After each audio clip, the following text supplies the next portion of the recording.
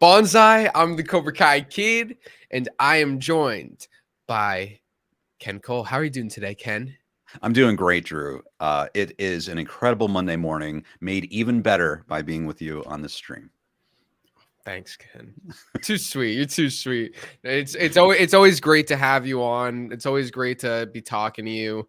Um, we've Likewise. been we've been doing a lot of discussions recently about the writer's strike, all this news, and now we have a lot more to break down. And we're joined by everyone in the chat. We are live.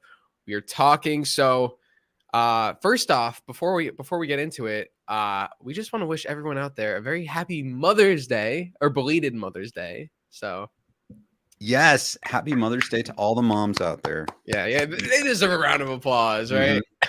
So yeah, so Ken, how's your Mother's Day?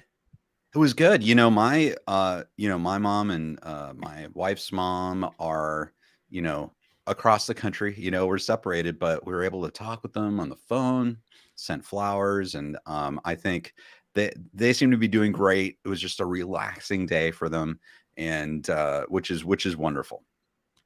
That's Yeah, great. Drew, you are 100% correct. Moms are so important, and I'm very thankful to my mom. If you're watching now, you're an incredible mom, and thank you for giving me everything you gave me. And I know, Drew, you probably feel the same way. Oh, definitely. If you guys have seen my parodies and my skits, and even like a lot of the videos that I do where I am not the one filming, sometimes that's my mom. So I gotta thank her for everything. It inspires me and allows me to pursue what I love and gives me the utmost support. So, Karate Kid, we always say, is about father figures, but it's also about mother figures. And there's some great mother figures out there. We have some of the moms from Cobra Kai and Karate Kid. Ken, I want to ask you, who would you compare your mom to? Like, if you had to compare your mom to one of the Cobra Kai Karate Kid moms, who would you say she's most like and why? Oh, it's not even a contest. I'd have to say Lucille LaRusso. Mm, 100%. 100%. And it's weird because she really Lucille reminds me of not so much my mom, but like basically my whole mom's side of the family. And yeah, it's kind of very much northeastern kind of feel, and it very very much so. But it feels like home when I see Lucille LaRusso on screen. How about you? yeah, it's a great question. I would say my mom's probably like a mix of like Lucille and Carmen. Oh, So I would say a mix of the two. Both very very caring. Lucille is very energetic and very very fun, and Carmen's very sweet. So I would say a mix of the two, but definitely I think I mean with I think honestly Lucille's the best mom in Karate Kid, Cobra Kai. Like, not no discredit to the other moms, but like Lucille just has that like energy where it's like I feel like when I'm watching, and I mean, you even said like she feels like she's all of our moms. yeah, yeah. That's a great point. Maybe she's just that universal where she feels like all of our moms, and she's, regardless of this particular series, I think she is one of the all-time classic movie moms. Lucille LaRusso, Wow. 100%. Yeah. Everyone says like Mr. Miyagi's like, the father that they want, or like maybe that they never had, but like Lucille is like the mom that like I feel like everybody like would want. I mean, she, did she bring her son across the country, despite the fact he didn't want to? Yes. But like, did she support him every step of the way? And when he threw out his bike, she was like, I want to help you, Daniel. I love you, and her being so supportive, like with Uncle Louie, like, I mean, Lucille would, and even in Cobra Kai, like that, like they really fleshed her out with that scene in season 2. Talking about Daniel's dad, so much great stuff. And like you just look at that smile, like she's just she exudes that energy that we all want in a person, you know? Yeah, 100%. Yeah, there is something just very awesome and universal about that. And you know, you're right. You bring up, you know, there are some things, you know, she did move Daniel kind of across the country, and I don't know what was going on with the job situation. I know that was kind of dealt with in a deleted, well, not even a deleted scene, a scene that was written but not, maybe not filmed, you know, where she goes out there for the computer job, but then she ends up working as a manager at a restaurant That was pretty so quickly. weird. Yeah, I, I I don't, don't, I don't. yeah, wait, do you to this day, I'm still confused on that because like she said something about working for computers, and then even in like it's funny because even in the, I mean, I don't know if this is like canonic in the Karate Kid universe, but the Karate Kid musical, in the Karate Kid musical, Yeah. Lucille was like when she was working, she was at her computer spot. I don't know, she was at some sort of computer spot, but then like in the movie, she's at a restaurant, like, and I'm like, what? Like, where does this woman work? I'm so confused. Right. It's really vague, right? And there's that scene where she's like, you know, they're going to train me to be a manager, and then someone's in the back and says, "Lucille, let's go, here they come," or something. And it's like, oh, it's the jobs at the restaurant, maybe. But like, there's that scene that was written that actually specifies that she is now working at a restaurant and not the computer thing. So yeah, I don't know what was going on with that. So you're telling me that she moved her son halfway across or completely across the country to work at a restaurant? That that's the thing, and you're like, "Oh, interesting, you know, what's going on?" You know, one thing we don't know is how long ago did Daniel's father die? And I'm wondering if maybe it was kinda somewhat recent, and maybe the whole family's still kinda reeling from that, and maybe she just felt like she needed to, like, start again and move away, and there might have been a lot going into that decision to move across the country, so maybe we gotta give her a break. Although, you know, she also does seem to be pretty cool with, Mr. Miyagi, uh, you know, having Daniel over a lot, you know, and she I was thinking of making a video because it's like, it's weird. You tell me what your mom would do, Drew. I don't know Yeah, if yeah. my mom, like, if I went to my mom and I said, "Hey, Mr. Miyagi's going to Okinawa. I want to take the money I've saved and just get a ticket, and I'm going to go tomorrow just for the summer. And I'm going to spend all my money on a ticket to Okinawa." Like, I don't think my mom would go, "Okay." I could be wrong, but it's almost like she was off doing something in Fresno or something, and she's like, "No, no, that's fine. Go ahead." You know, and so I don't know. What do you think? Did that's a great question. I remember asking myself that. I think I was doing a Karate Kid 2 watch party, and I was like, wait a second. Where the heck is Lucille? What does she think about this? So did they do we know what she even said? She said it was fine, right? Yeah, Daniel, like, I don't know. It seems like he says it a lot. Maybe I've just seen the movies too often, but he was like, "Yeah, my mom said it was okay." That was it. That was it. Yeah, that was it. So, maybe maybe he had not told her the whole story. I don't know, but it would just, that seems like a big deal. Mom, I got Like, this great 4-year program at Okinawa. right. College, right? College College. out there. Yeah. And it's funny because I mean, the only reason he could have gone to college in Karate Kid 3 was because he won the ice breaking bet. If it wasn't for that, my dude would have been broke. Like what? Yeah, he would have been completely broke. And and that's the thing. Did she mind? Did she care? Or did she just give Daniel a lot of space? Or I don't know. And then they get back. Obviously, she's taking care of Uncle Louis, but it does seem like she's I don't know. She's very okay with Mr. Miyagi doing a lot of the I don't know, would you call it parenting? I guess he's 18 years old, but like, you wouldn't call it babysitting, kid sitting, karate kid sitting. I don't know. Karate Kid. Well, yeah, But he was parenting because I mean he was living at Mr. Miyagi's house. right. Yes. Right. I don't know. But we do know Lucille LaRusso, though. She really, I think, does her best. She loves Daniel, and she does care a lot about family. Yeah, I mean, You know what's funny? It's like not to bash Karate Kid 2. I love Karate Kid 2, but like I mean, you might call that like an inconsistency with Lucille's character. Like her, just like it's fine. He could go to Okinawa, and we know like with Allie in Karate Kid 2.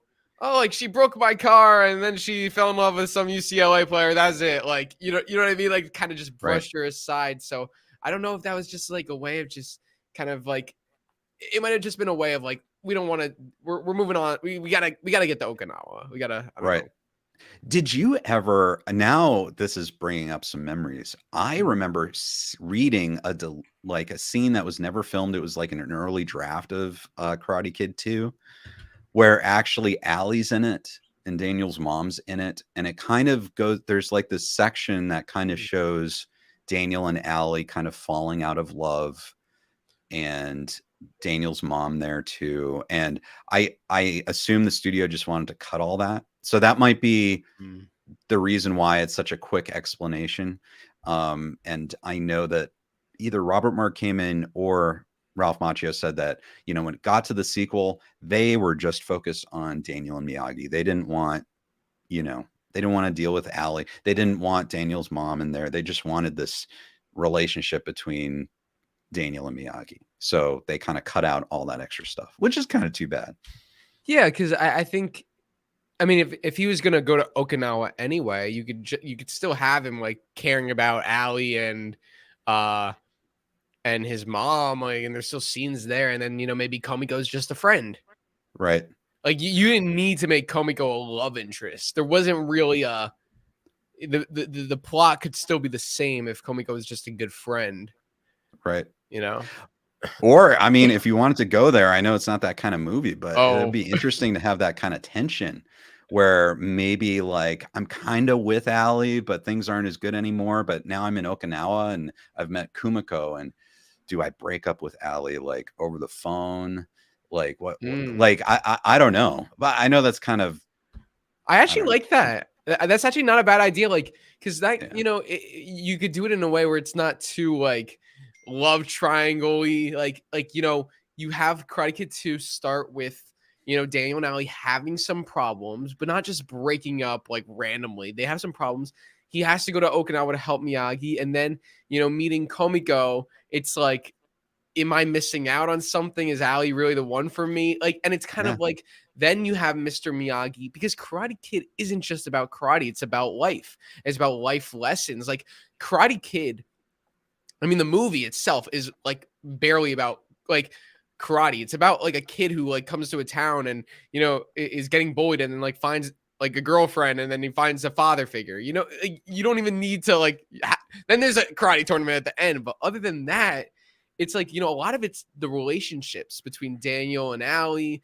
So it's like then you could have Miyagi saying like like Daniel-san must follow heart, like follow like what you think is right. Like everyone deals with problems in relationships. It's a matter of like, are you willing to like, work through it? And then he comes back with like, Allie, I was in Okinawa and I was thinking a lot about us and I want to make this work or something. And it's like, Right. you know?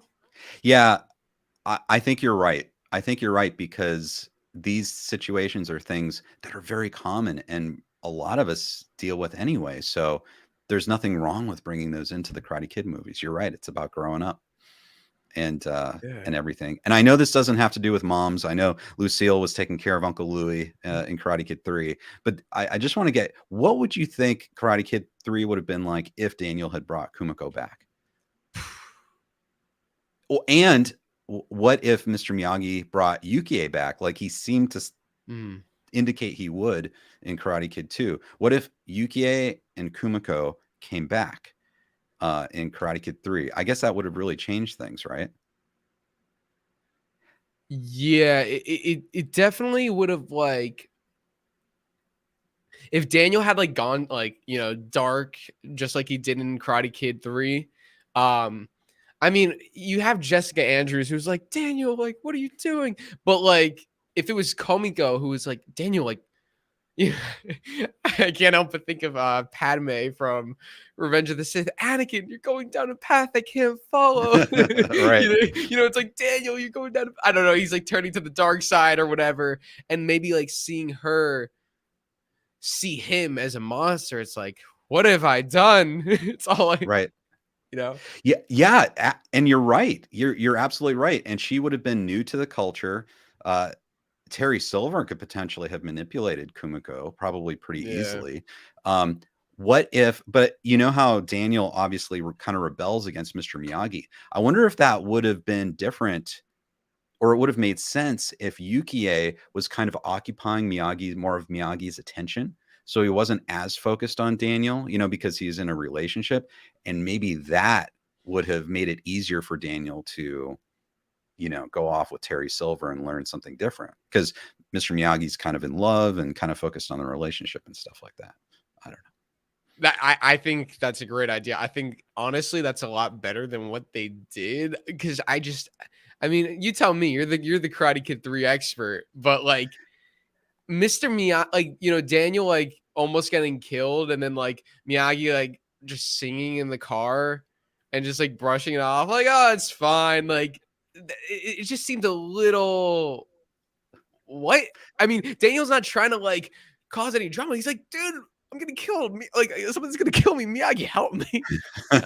Yeah. Okay. So I got to be honest with everyone. Like, and I don't think I've, really talked about this before on video or whatever, but yeah, I love Karate Kid 3. I think it's so much fun, but I could totally sit down. I agree with you, Drew. Like, if we're going to be honest about Karate Kid 3, there are things that I think kind of are shortcuts or don't make sense. I think that's one of them. Mhm. Do these things track with these characters? It does seem like a lot of the problems in the movie could be solved by them talking. It does seem like, when Mr. Miyagi says, you know, if you fight for your life, for honor, then karate means something. If you fight for a plastic metal trophy, karate doesn't mean nothing. He says Mhm. that to him. But the thing is, Daniel is fighting for his life in Karate Kid 3, even way more than in Karate Kid 1. Yeah. But Miyagi still doesn't want him to go fight in the tournament. Like, even after all the stock is stolen and Miyagi himself is threatened, you know, uh, he still doesn't want to train Daniel, for it's just it kind of that I think right. It's like that's the part that kind of doesn't make sense. And it doesn't make sense that everything they've gone through in Karate Kid 1 and Karate Kid 2 that they couldn't talk about it. They should be pretty close. They should be able to talk Yeah. about this stuff. That's but honestly, and maybe this is the thing, like I would absolutely love to get the story. I know no one wants to talk about it, but I think it's a fascinating story about how the script came about. I know Robert Mark Kamen basically had to rewrite the thing 3 weeks before shooting started because of the change with Martin Cove Yeah. not being available. And, they brought him in because, they finally paid him a lot of money. And it's like maybe if he had more time, did he get studio notes? Did the studio says no, no, no, no, no, no Kumiko, no Yukie, no Okinawa stuff. We're something new. Like what? And I heard that Ralph Macchio had to fight to get Lucille in there, even for that cameo. And so, Really? yeah, like he really had to push for that because he wanted Daniel's mom to Yeah. be in it, and he had to really push for just that What? cameo. And Oh my god. so I'd be interested to know where would they have gone with the story if there weren't like such hard studio notes on things. And I don't know. It's interesting. If anyone knows in the chat, let me know because I'd love to find that out. And maybe someone associated with the production would love to talk about it sometime. I was gonna say that would be a lot of fun if we did like a interview like together with someone from Karate Kid 3 who actually like was a part of the development and like Yeah. really just got like all that info. That'd be pretty cool. Right. Yes. Yes, indeed. I'm hoping to see a shooting script of Karate Kid 3. So but that'll take some time. I don't know if I can get a hold of it until the writer's strike is done, which we'll talk about today too. So. Yes. We have a lot to talk about, but yeah, we just wanted to give a shout out to the mothers out there, the great mothers of Cobra Kai, and to everyone out there watching in the chat. If you have a mother, show her some love. If you are a mother, we show you love. Single mothers, married mothers, any mother, we love you, and thank you for all you do. Even if you have a pet, you're still a mother, you know? That's right. Like Clarence, like Bert was like a mother to Clarence. Oh no. Oh dear. That's for Father's Day. That's for Father's Day. Father's Day. That didn't last long. No, that did not. That did not. So we want to thank everyone in the chat for joining us. We have a lot to talk about today. So, Ken, when was the last time we did one of these streams? Was it about a week? About a week ago? A little over a week? I guess it was a week ago. I got to be honest. It feels like it was a month ago because so much has happened. Yes. And I mean, the big news is we actually got official confirmation, right? Is that like from John Hurwitz that this season was halted? You read my mind. That's what we're starting with. That's what we got here. So there it is. Let me wait. No, that's not it. Let me edit this so we could both be on here. How do I do this? Oh, God, there we go. Do you see this? Do you see what I'm doing or no? Or is it just I can see the post. Okay, wait. Let me see. Okay, here we go. Sorry, guys. Okay. How's that? Great.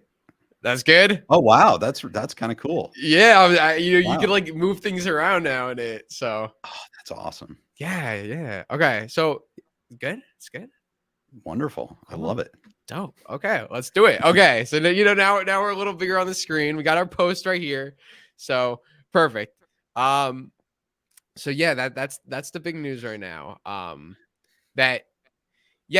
mean, when was this post?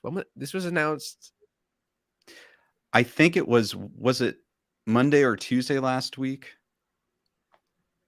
Is that long ago? Wow. Or was it Thursday? Hang on, I can tell you. Yeah. So yeah, while you pull that up, Friday. It was Friday. Okay. I know it feels there's so much going on right now that it just like I don't even. Well, you know what's so weird is just to give you guys a perspective of this. Like, Ken, we went live on May 2nd, which was 2 weeks ago, to talk about the writer's strike and how Cobra Kai season 6 production was apparently delayed. Then a couple days later, we find out, oh, wait a second, production is not delayed. They're filming.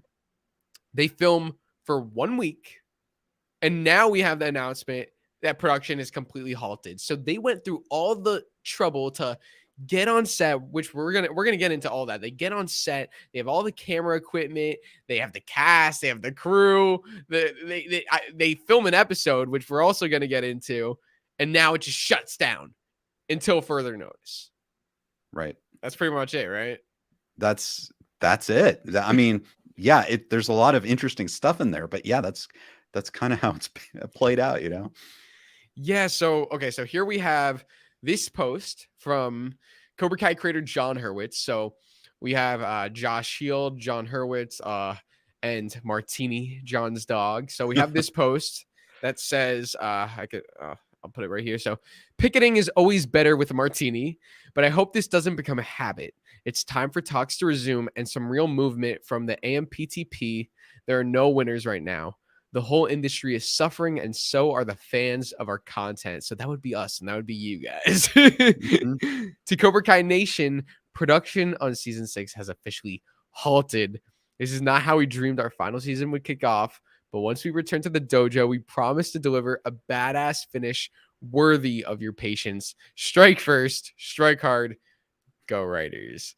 So, Ken, this is it. Now we did see a post from there was a post from Atlanta Filming, I believe, if you want to talk about that kind of talked about production possibly being shut down, but then I think it was like maybe the same night like John put this post, right?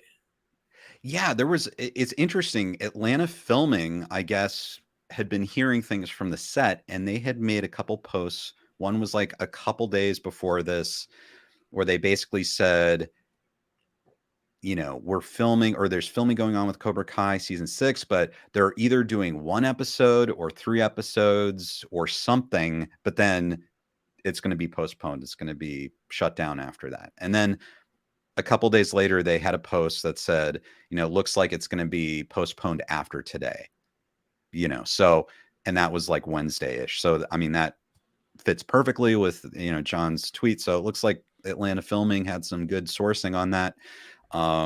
Yeah. Yeah, I forgot what they there was something else that they did for one of the seasons. Either it might have been season 4, and they got it right too. So they're a very reliable source. Why now? Why do you think? I mean, they probably it was probably planned for since the beginning of the year to film in May, but like what do you think happened? Like they get there, they film for a week and then they shut down. What do you think is the story there?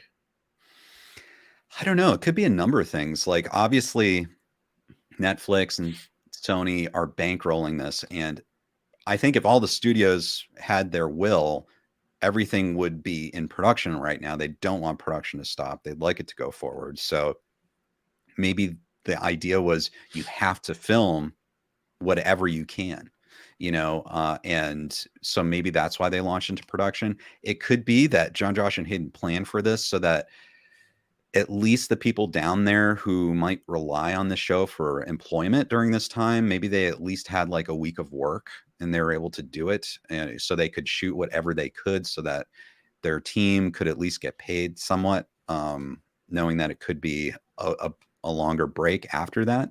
Maybe they also felt optimistic that a deal could be reached within a week. And so they could start shooting and do something and then maybe just continue on if hopefully there was an agreement. But I don't know. Yeah, it does seem like, I know it's too bad, that they got going and then and then had to just shut down in a little over a week. Yeah, and I mean, it's the fact that they only shot 1 episode, and we know they have more written than that. So, like, do you think it was like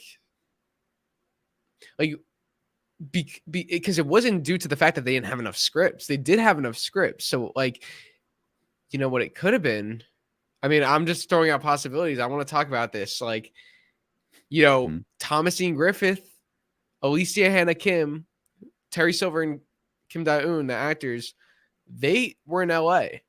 They've been in Mhm. LA. They have not gone to Atlanta. And we know this. We've seen pictures. And we're gonna pull that up. So with them being in LA, is it possible they weren't their characters weren't written into the first episode, or were they striking too? Is that possible? Are they allowed to do that?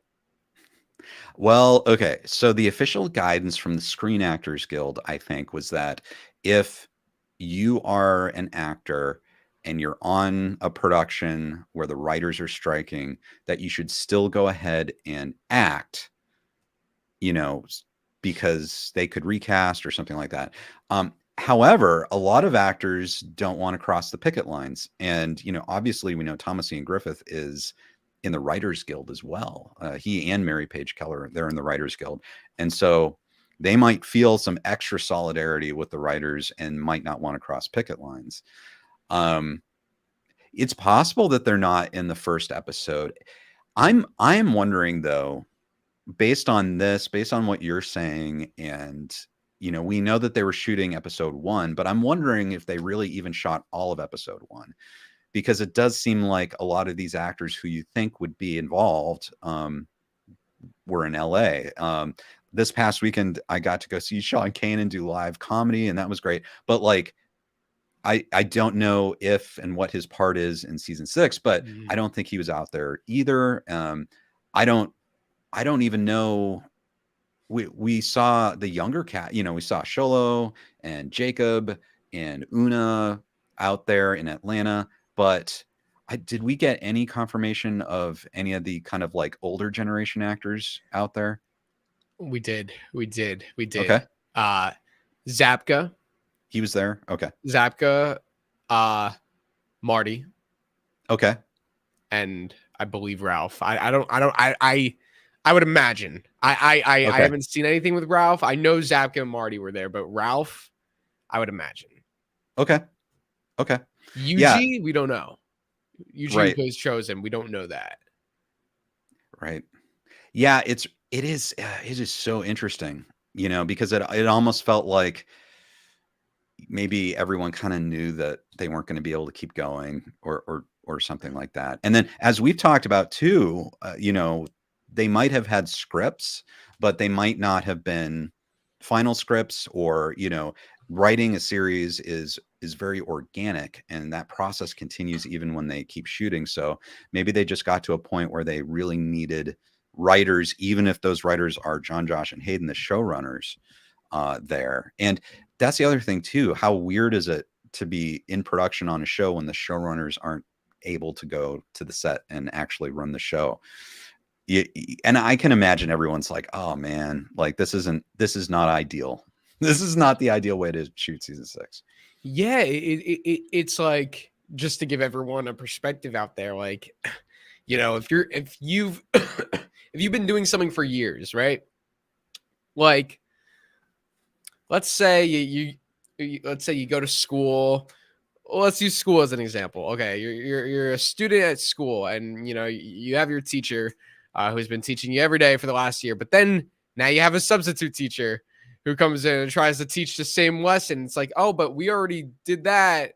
And the student, there's like there needs to be a camaraderie there, and there just isn't, because the teacher is the one who's been doing it the whole time. So I'm not saying like I've you know, when I made a video talking about this whole situation, I've had a preface, just because John, Josh, and Hayden aren't there, it doesn't mean that like there's going to be no camaraderie and that it's not going to be good. I'm sure it'll still be amazing, but you're still missing that, like, that glue, that foundation of like, these guys are always there. And I'm sure, like, you know, when Billy and Marty wanted to rewrite that scene in season 4, who do you think they went to? They went to John, Josh, and Hayden. You know, because those are the guys that pitch the show, and it's like, those are the guys that say, nah, you know what, we're not going to do that. Or, oh, you know what, we could do that. But to have them not there is a pretty big loss. And I do have to say, if they're not going to be there, I'm glad that they've stopped filming, because better we wait for them to come back rather than film without them. And I hope the first episode won't be affected because of that. I don't think it will, but it'll be interesting to watch and see if like we could like maybe notice anything. Like, did anything from the first episode seem off? Because it was shot during a really weird time. Right. I could be wrong. Here's my guess. This is total speculation on my part. I bet they shot part of episode 1. Yeah. And I bet there's still some scenes that they weren't able to shoot. I would agree with that. Could be wrong. Could be wrong, but it's just the vibe I'm getting is just that, kind of like what you're saying. Like, was everyone, were all hands on deck? Was everyone there? Were some people not crossing picket lines? And we've been seeing that all throughout the industry. Like, the host of Jeopardy, was it Mayim Balak or whatever? She's refusing to host right now. Like, she's not a writer, but she's in solidarity with the writers. And so she's not hosting Jeopardy. And so you do have these actors and, you know, possibly directors, and who are in solidarity with the writers and aren't even doing their jobs. They're sort of assisting the strike, I guess you could say. And that, as you mentioned, that could very well be the case on Cobra Kai. So they might have been limited on what they shot. I agree with you. I think you know, we know in Cobra Kai they have like sometimes they could have 3 stories going on in one episode. So my guess, I want to hear your thoughts on this. My guess is that they filmed like for the first episode, they filmed the stuff with the kids because they had all the kids there. We know Peyton was there, Mary, Jacob, Tanner, Showa, like all those kids were there. I'm guessing they filmed the kids stuff. I'm guessing they filmed stuff with Ralph, Billy, and maybe Marty. Right. But if they're yeah. I was just going to throw in that Courtney, and Vanessa, they were both there too. Yes, thank Atlanta, you.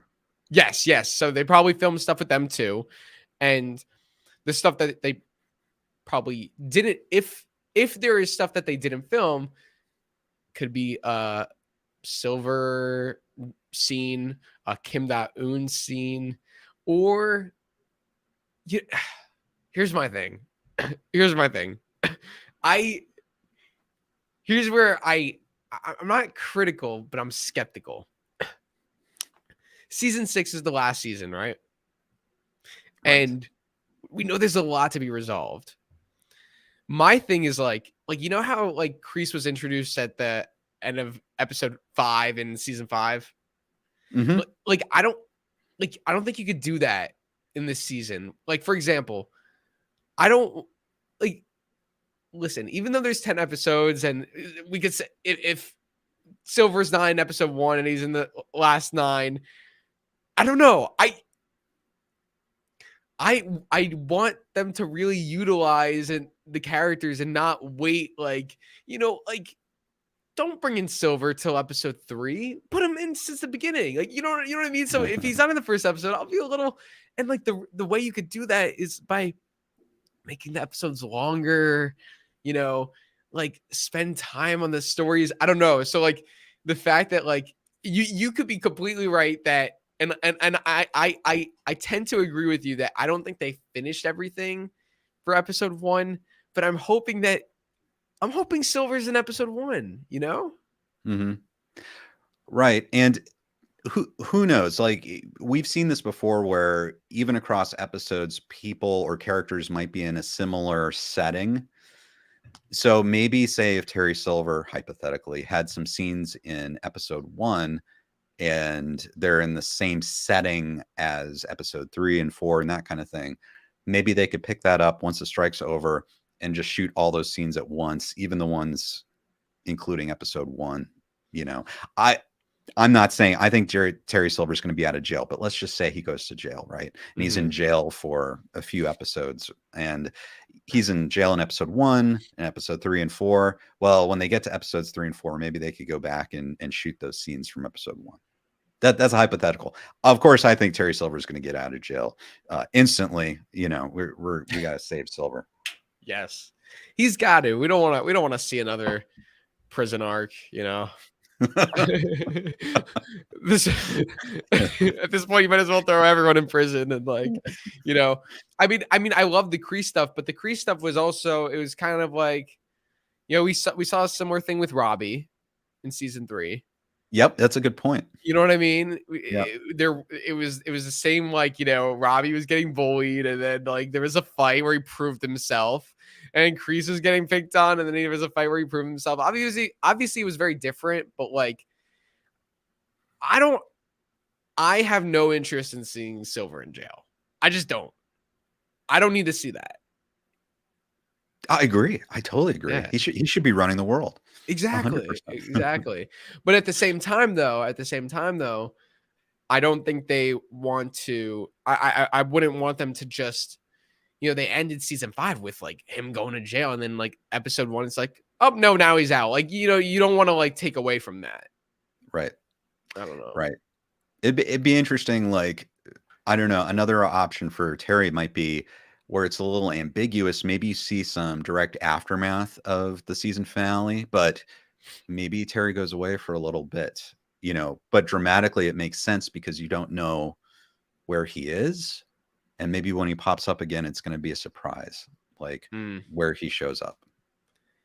And everyone goes, "Oh no." Yeah. You never know. Yeah. I don't want to. You have you seen Mandalorian season 3? I haven't seen season 3. No. Okay. I don't want to. I It's don't want I know I've seen that famous scene with Jack Black, Lizzo, to. and Christopher Lloyd. So Okay. Do you care about spoilers or no? um I think I'm okay with The Mandalorian. Just it seems like the nature of it, it would be fun to watch even if there was a spoiler. That's for me. So yeah, Okay. you can share with me. Okay. It's not that huge. It's not that Okay. huge. And for everyone out there, if you haven't watched Mandalorian, turn away. I just want to make a point. I'll do like a wave when it's safe to come back if you want to mute if you haven't seen Mando. But basically, okay, starting now. So basically, in season 3 of Mandalorian, Giancarlo Esposito is the big bad guy in Mando, right? Yes. Yes. So at the end of season 2, it's actually so crazy. It's like how this comparison. So at the end of season 2, his character got arrested by the New Republic, and then in season 3, episode 1, Mando was talking to Grief Karga. He's like, yeah, or Grief Karga's like, yeah, Moff Gideon's arrested. He's away.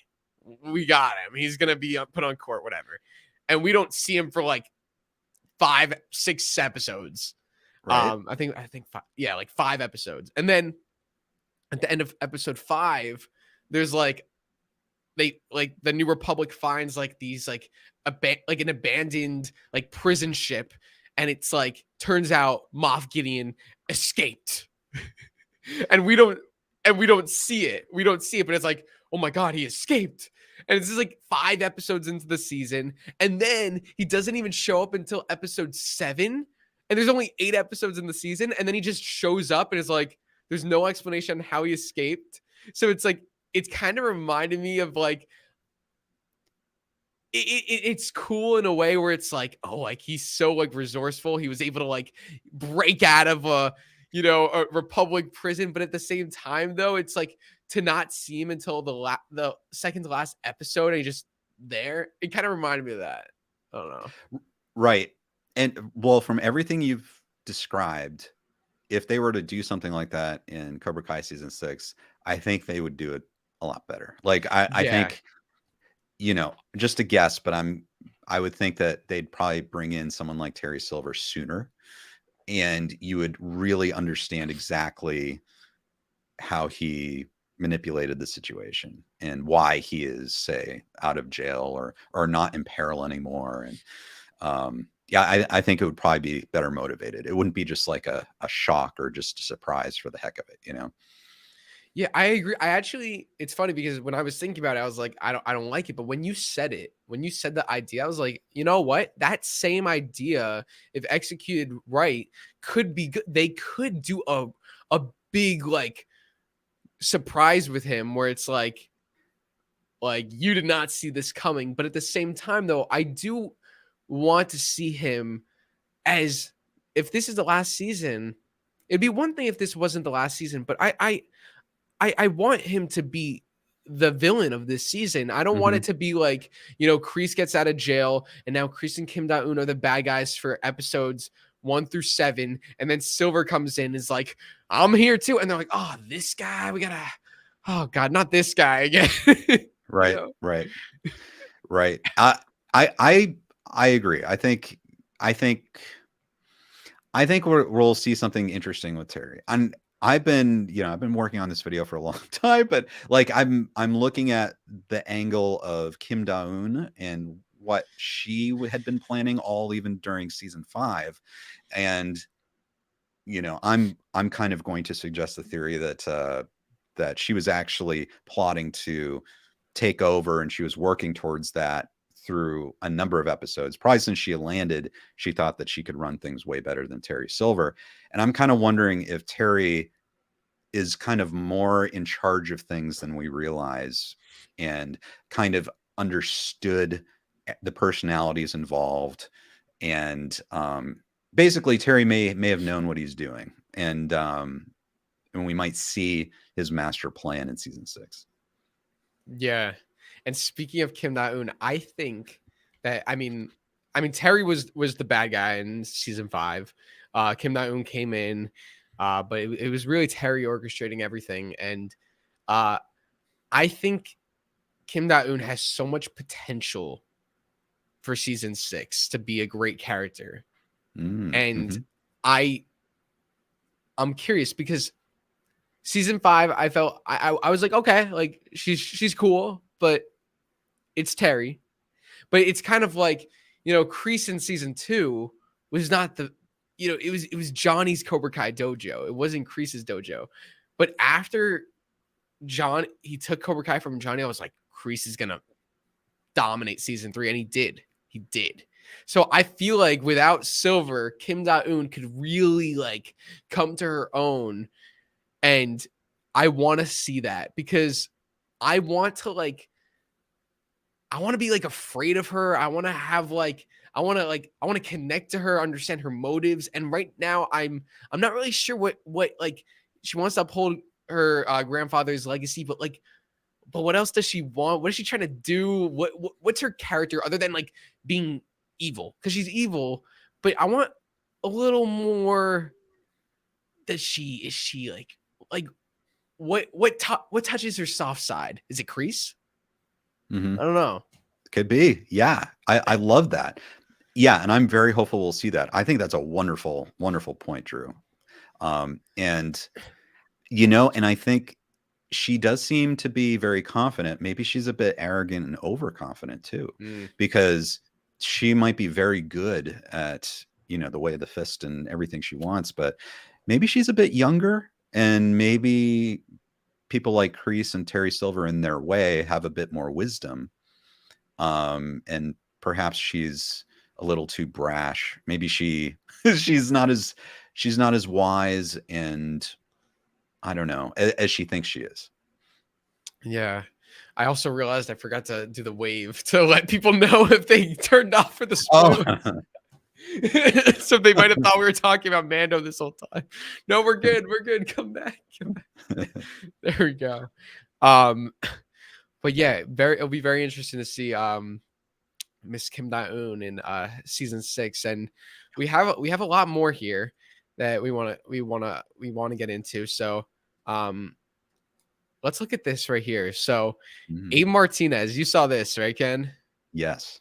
So this is Abe Martinez is the filmer, the director of photography of the first episode of Cobra Kai. So he shot the first episode.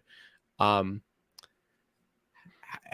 he done a bunch of let me search it up.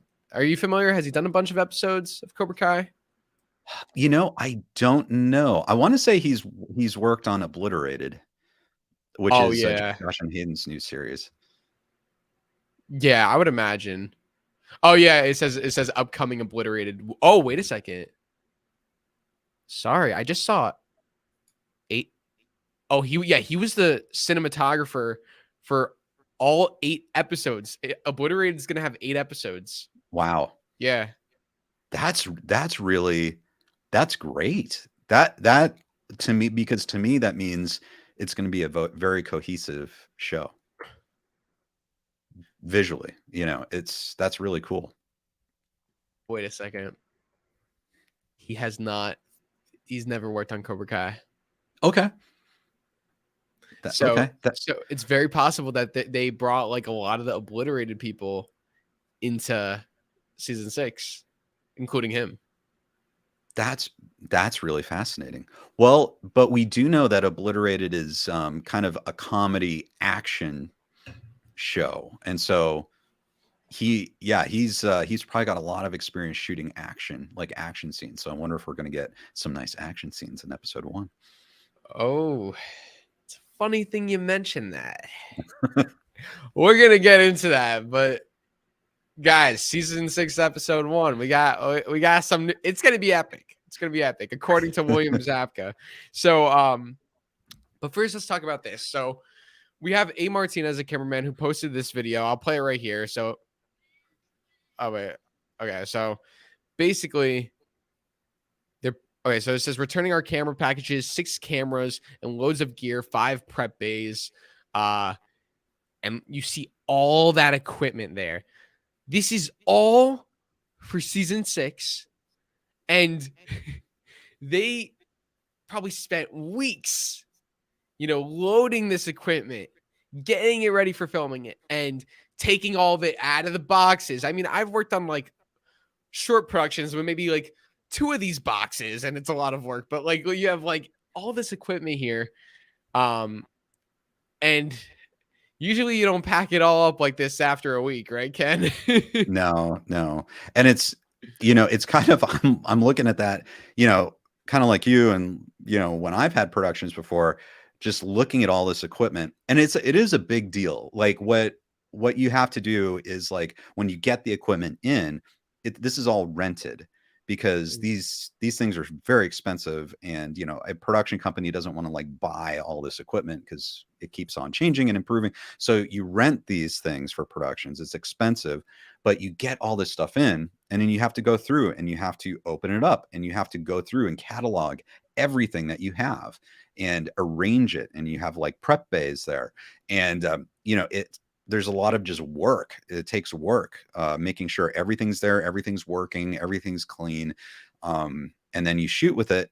And then you kind of have to do the same thing in reverse when you send it back. So you have to clean everything. You have to organize it. You have to put it back in its boxes. You have to make sure everything's there.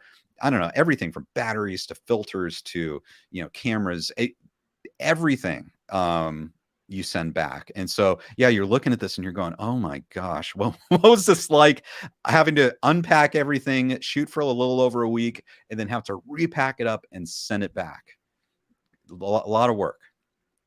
Yeah, and if the studios are renting this equipment, they probably rented it for a period of time, but they've probably, how much money have they lost from renting this equipment because they have to shut down? Right. Right. And that's the thing. It's like, this is a lot of money. Like it costs a lot of money to rent this. And that's why, traditionally every day in production, it costs so much money, because you're paying your personnel, but you're also paying rental fees for equipment and everything you're using. And so you're right. Now, the money has stopped because they've stopped production. They have to send it back to the rental house. So they're not paying for this equipment when they're not using it. But you're right. All these rental houses, they're not getting the revenue that they thought they'd be getting, because all these productions are shutting down right now. It's another consequence. This is another kind of industry within the industry, sort of like the equipment rental industry, that's probably hurting right now. Yeah. And another thing I thought of, they had this specific plan. When they started writing season 6 in January, they probably had the plan, okay, we're going to be writing for a couple months, then we're going to be filming in May to probably like September, throughout the summer.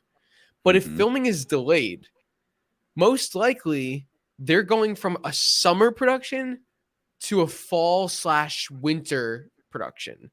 Now, how do you think that could affect season 6 and due to the weather? Is that a possibility?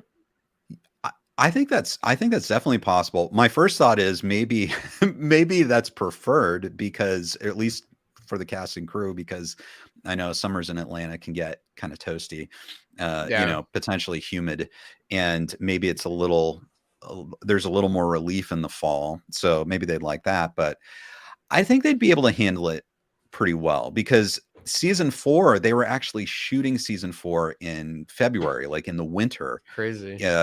Which it was supposed to be starting, I think, in warmer climates at the end of season 3. Or no, I guess the fall. I don't know. I just remember you could kind of see at the one of the first scenes in season 4, William Zabka, you could see his breath, and I think it's because it was chilly when they were shooting season 4. But I thought they managed to fake it pretty well. I think you bring up a really good point, though, because everyone on here, whether it's cast, crew, staff, what's their availability? Have they got stuff booked for the fall already? They thought that season 6 would wrap, and then they'd be able to go on to this other show or other production for another job. And that might be not possible if they want to go back and work on season 6, because season 6 needs to be finished. And, how does that work for scheduling across the entire industry right now? People being double booked, all that kind of stuff. Mm, yeah, it's definitely a crazy situation. Um, there's a lot of factors playing into it, and I do want to say hello to the chat because I know we've been talking for a bit. You know, we get into it. Sometimes you gotta the flow of the conversation, but we do want to say hello to everyone here. I see Cobra Kai Nation in here. What's up, Shamoon? How you Hey, doing? Shamoon. Jim Tim. So we got Cobra Kai Nation, Jim Tim, Terry Silver. Ooh. Hi, Terry. Nice, nice. Terry, we love you. Oh, we got a super chat here from Philomena. Thank you, Philomena. Appreciate that. Um, episodes 1, 2, and 3 should be dealing with the aftermath of season 5 for everyone. Don't want it swept under the carpet. Also, what do you think about Mike Barnes and chosen roles in season 6? Would 2-part season 6 help filming? What do you think about this, Ken? Well, I think that yes, I agree there should be an aftermath from season 5. I mean, that was an epic finale in season 5, and the actions of everyone in that finale, I mean, it's huge. It's in a way, it's like the end of season 2, you know, where you had that school brawl, and you know, you had Miguel fall off and you know, injure his back. Miguel. Yes. I mean, that was a pretty epic finale, and Yeah. yeah, there needs to be, I think, some aftermath and repercussions for everyone, even the adults in that. Let's see what else.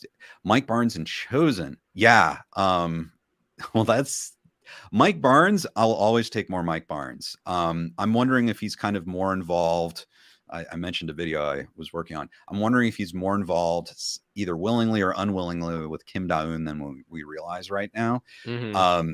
Chosen, I think he's in it. I mean, Yeah. unless he goes back to Okinawa, I just don't see him running from the situation. So, I mean, he survived his battle with Terry Silver, and I think he's probably personally invested in what happened. So, you know, I think he'd probably play a huge role in season 6, and then a 2-part season 6 help filming. At this point, I mean, as far as filming goes, it's all shut down. Like, as we were talking about, like, they've maybe gotten the first episode. We don't even know exactly what they shot. You know, maybe it's parts of the first episode. Maybe it's parts, like Atlanta Filming was saying, maybe they were able to do parts of the first 3 episodes, depending on who was there. We don't know exactly, but I think at this point, whenever they get back on board, they don't have enough to do the first part of season 6 right now. They're just going to have to shoot the whole thing anyway. Yeah, definitely. I think this is a great multi-part question. Yeah. I think episode 1 of season 6 should definitely set up like what are the stakes of the season, because I mean we know that Cobra Kai and Miyagi Fang have a spot in the Sekai Taikai, but why would Miyagi Fang compete if you know Cobra Kai is shut down? Like I want to know these answers. I want to know like what's the stake, what are we trying to accomplish, who's our villain. I want Mike Barnes back, I want Chosen back. I want Mike to have a bigger role. I really loved Mike's role in season 5, but I remember when I watched it for the first time, um I really loved his role, but then I was like, wait a second, was he only in 2 episodes? I was like, oh wow, okay. Like, and then like, you know, he kind of got knocked out at the beginning of that fight. Like, you know, I want to see more Mike. I love Mike. You caught his joke, Daniel. I love doing the Sean Kanan. Yeah, 100% agree, Drew. 100% agree. Yeah, and as for a 2-part season, yeah, I love a 2-part season. I think they wrote 10 episodes. I think the episodes are maybe 30, 40 minutes each, like they always are. But I don't know. Split it up. Sure. Give us some And more Cobra Kai. yeah, and actually for the 2-part thing, you might be right. Maybe Netflix will be like, well, hey, let's focus on finishing the first half of the season, and we will release that in 2 parts in order to start getting Cobra Kai out more quickly. Like maybe if everything's delayed, if they want to release it more quickly, maybe they can wrap up the first 5 episodes, release those, and then the other, kind of like they did with Stranger Things, where it took longer than they thought, so they had to break it up and release it in 2 parts, maybe something like that. Yeah. And speaking of Stranger Things, now production for that is, or film writing is stopped. What can you do? So thank you, Philomena, for that super chat. Ken, we'll keep going because we got a lot more to talk about. But if you see any comments that you want to bring up, if I see any, we'll pull it up. So guys, as we bring up the different posts, feel free to comment. We'll bring it up and we'll discuss. So we also got this, which we talked about. Courtney Hengler and Vanessa Rubio, Carmen and Amanda, from Cobra Kai. We have a post from them. They've been hanging out. They're in Atlanta, and Vanessa posted this saying, "Knowing we'll be back to film when the time is right." Strike hard. So, what do you think? Do they stay in Atlanta? Do they go back home? There's probably no reason to stay, right? Right. And I don't know if this for sure, but my thought is if production is halted, that probably means the money has stopped. So that would probably include if the production's paying for housing and per diem and, flights, that kind of thing. I bet that's stopped. So I think probably if they want to stay in Atlanta, they'd probably be on their own dime at this point, which is probably why it makes this so hard for everyone, because they have to go back and everyone has to leave. That's just a guess, but from at least the productions I've been involved with, if the money stops, that's it,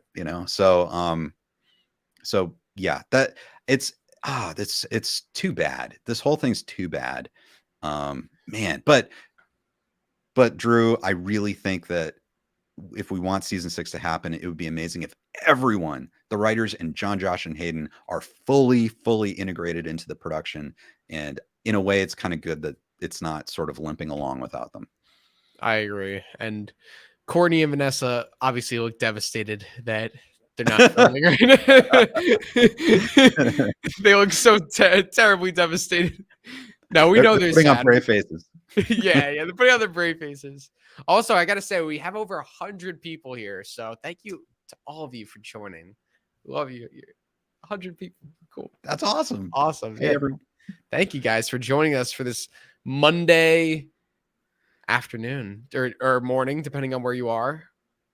Depends on that, but thank you guys for joining. This one, I remember I sent this to you. This was a small thing in terms of like it's not a news announcement. It's not a big thing, but it was a comment from John Hurwitz that I really was like, ooh, okay. There's like a lot to this. 3, 4, 5, 6, 7, 8, 9 words, but there's a lot to these 9 words. Wow. You remember this? Yeah. So basically, I think this was about a week ago. John, it was the 1-year anniversary of the Live and Badass event in LA, which we both got to go to. That's where we actually met in person for the first time. Yes. So that was awesome. And yeah, so it's crazy. It's been a year since that. And John reposted his photo from that event, which great. But you look at the caption here and I don't know, Ken. I mean, this is a little, the way he says this. We know John's very intentional with the writing. He says 1 year ago today, better times in the Miyagi-verse. He could have just said like, this was a great day or such a great time or hope for an event like this soon. But he said better times in the Miyagi-verse, meaning times in the Miyagi-verse right now are not better, right? Right. And this kind of came at an interesting time, because I think we had already had 1 or 2 discussions about this, but at this point he hadn't announced that production had paused. And I know that people were kind of going back and forth about like, oh, this is fine, nothing's different, production's going on as normal. But this was the first real indication that, oh, this is not this is not ideal. The showrunner is basically kind of hinting that this is not the way they'd like to do things. Yeah, and what's interesting about this is this was actually, I remember when this was posted, they were filming. Right. Imagine, Ken, imagine like they're filming and he's posting like better times in the Miyagi verse, like while they're filming, like kind of Right. it kind of says like it's not great. Right. You get what I'm saying? It's not like production stopping. It's like better times, like because we're not filming. They were filming. It's like, and John even posted another thing. He's not happy about this. I mean, obviously he's got to do what he's got to do. Like they're on strike, but like, you know, the fact that they're filming without them, it's not really their choice, right? Right. Yeah, it's absolutely. And you brought up this idea of babies, right? Live stream. But it's almost like, yeah, you have this baby, this kid, and someone's kind of taking it away from you, and you can't be with your kid, and someone else is hanging out and doing fun stuff, but you're not able to spend that time. Wait, And are it's you like talking about Daniel and Robbie? Now we know how Johnny feels. Now John Hurwitz knows how Johnny feels. Right, exactly. Or maybe since, we were talking about Mother's Day, maybe it's Lucille and Daniel going, oh, I don't know. But yeah, you really get that sense that, yeah, I mean, it's kind of their baby, it's their kid, and they're not able to participate, which that's gotta hurt.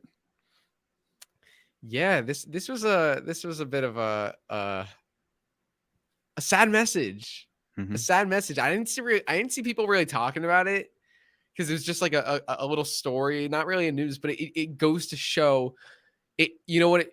We haven't gotten much word from the creators on this whole situation, but it does show the mindset of what they're feeling. It's you know, they're obviously posting WGA strong, you know, Writers Guild of America strong. Like they're supporting the writers. Like they want to get better compensation, but at the same time, it's a bittersweet scenario because while you got to stand up for what's right, this is the sacrifice. And I don't know if it's not really up to them. I mean, I'm sure if it were up to them, it's like, let's film season 6, then we'll go on strike. But Right. I don't know. Yeah. Yeah, the good news is, they do seem to be very excited about whenever this ends, really doing an amazing job with season 6. So Definitely. We have another super chat here from Clifford. Oh, wait, sorry, Ken. Let me put you there so I don't cut you off. Okay. Clifford Favors, thank you for that. And a cool picture there with Ralph Macchio. yeah, that's awesome, Clifford. Yeah. You want to take this one? Sure. Okay. Clifford says Ken and Cobra Kai Kid. Silver told Kreese that he hit rock bottom, but no jail time. What if he turned on Dennis and Snake in a plea deal? That's interesting. Well, first of all, I have to love that you're talking about Dennis and Snake. Incredible. Yeah. I would love to see them both back in season 6, 100%. The other thing you have to wonder about with Terry Silver is when he was talking to John Kreese, you have to remember Terry is the master of not giving everyone all the information, or maybe even correct information. At least my interpretation is when Terry was having that scene with John Kreese at the beginning of season 4, I think Terry knew right from the start. He knew John Kreese very well. He knew what was going on. He knew all the players, and everything he was saying to John Kreese, I think he was putting in his own little twist of manipulation. And so it's possible that he told John Kreese what he wanted to tell him. We don't know what rock bottom was. Maybe he left out the fact that he went to jail, although I think he was so rich he probably never went to jail. I don't know. He could have turned on Dennis and Snake in a plea deal. My guess is, he's so hooked in with, say, Willie Cole, the DA from Karate Kid 3, and everyone else that he might not have even had to do a plea deal. Maybe he got the charges dropped. We don't know. But I love that idea. I love that idea. if he turned on Dennis and Snake, it was very intentional on Terry's part. I think he still had all the power in the situation. I don't know, Drew. What do you think? Yeah, I think. Well, first off, I also love that Dennis and Snake are, being mentioned in this situation because they definitely, they were a small part of Karate Kid 3, but we love them. We want to see them back. Mm-hmm. I think with season 6, I think we could really get like some more of that Karate Kid 3 rich, like maneuvering Silver, which we have gotten, but like, to see him finesse himself out of jail, like I think we could get some good stuff there. So I agree. Drew, you bring up a great point. I think the Terry Silver we've seen so far in Cobra Kai, he's definitely rich, but as someone said, someone commenter said back, I'm sorry, I can't remember your name, back in season 4, that the Terry that we see in his house, if Terry's supposed to be a bigger billionaire than he was in Karate Kid 3, in season 4, he seemed more like a millionaire. And I think even in season 5, it almost seems like that's kind of still humble for Terry. Like a very nice house, but very humble, as opposed to basically the Mayan Frank Lloyd Wright temple that he lived in Karate Kid 3. And so you're right, Drew. I'm wondering if in season 6 we might see the full reveal of Terry and all his power as a billionaire. Like he's not trying to bring himself down to ingratiate himself into the charity community, maybe not seem so big, so high and mighty. We might see, I don't know. I still have hope that somehow we could see the Ennis house, him back in there. Because in my head, he still owns that place. But yeah, I hope. I'm sure. I don't know to film there. I don't know because someone lives there now. Yeah. Yep. That's true. It's pricey. That would be cool. That would be cool. Listen. I know. Like obviously, like with the budget, Cobra Kai is not a big budget show. Like, but how cool would it be like if like this whole series was filmed in LA? Like it would just give it like, I feel like it would just be like, because keep the story of the show is incredible, but set design and production value is also a big part of films. And I mean, you're saying, this takes place in LA, and being in LA, being at the Ennis house, being at like having the palm trees all around, don't you think it would make this show just so much like better for us fans? I don't know. Well, I have to give a lot of credit to the production, because even though they're filming in Atlanta, it's like strategically the shots that they do film in LA are great. And you still get a sense that it's in the valley. I agree though, like how much would they love to be able to shoot the whole thing here? Because that valley setting is it's such a big part of the Karate Kid universe. And I don't know, William Zabka talked about maybe doing movies someday, like after the show ends, and doing like 3 movies. I know he floated that. I don't know if that's a real thing. I don't know if it'll happen, but if there's a budget to do that, to do movies, I'm wondering if they could actually shoot it in LA. I'm hoping, Drew, you tell me if this is possible. You think this is possible, but with season 6, is it possible that Netflix might kick in a little extra cash just to like send this out with a bang, and they're able to shoot more stuff in LA? I don't know. Probably not. They're not even paying the writers. Truth. Listen, yeah. I do agree with you that like they do a great job of like intersplicing LA with Atlanta. Like they'll show like a far shot of LA, and then like, kind of cut into like a set, or like closer up where you can't really tell. I'm just saying, like, I'm sure, like, obviously, like, when you're making a show like this, I mean, the money, like, it's just not possible. But like, but that way you don't have to like kind of cheat around it. You could just do it. It's kind of like it's filming in front of a green screen in the desert, rather than going to the desert and actually filming there. There's so much more you can get. So by being in LA, you don't have to get certain angle. It's not like you have to hide certain angles to show that you're not there. Like you are there. I don't know. Right. Cool. I would love that. I would absolutely love that, Drew. And I think the filmmakers of Karate Kid 3 once said that there really hasn't been another movie or series of movies that showcases the San Fernando Valley like the Karate Kid, like that's very special in movie history. Just how much the Valley plays a part in the character of the story. So, I mean, yeah, I think it could only help if they could shoot in the real Valley. Definitely. And Bo Hornby, thank you for the super chat. Everyone forgets that Terry Silver will testify Johnny's, Mike's, and Chosen's breaking and entering and will be guilty due to CCTV. What's CCTV? Maybe closed circuit television, like the surveillance cameras. Oh, okay. He can. What you guys are doing is called trespassing.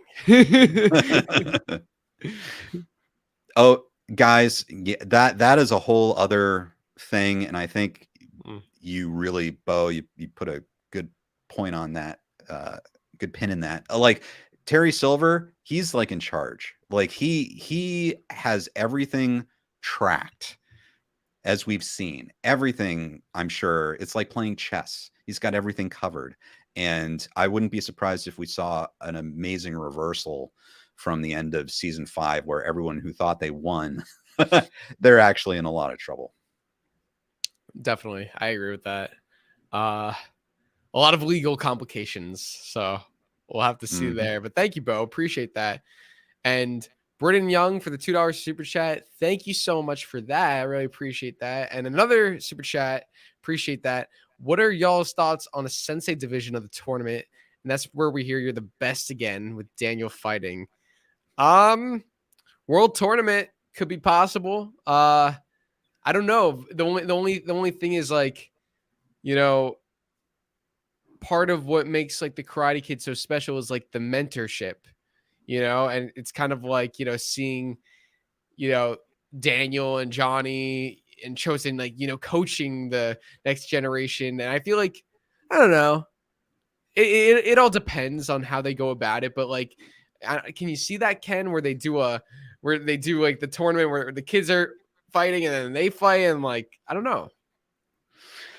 It's a really cool idea. It reminds me of the movie Sidekicks with Jonathan Brandis and Chuck Norris, which was kind of a Karate Kid ripoff. But if you check that out, it's got a tournament at the end that has like the sensei competition. That's part of the competition, is the sensei's fight, and Joe Piscopo has to go up against Chuck Norris.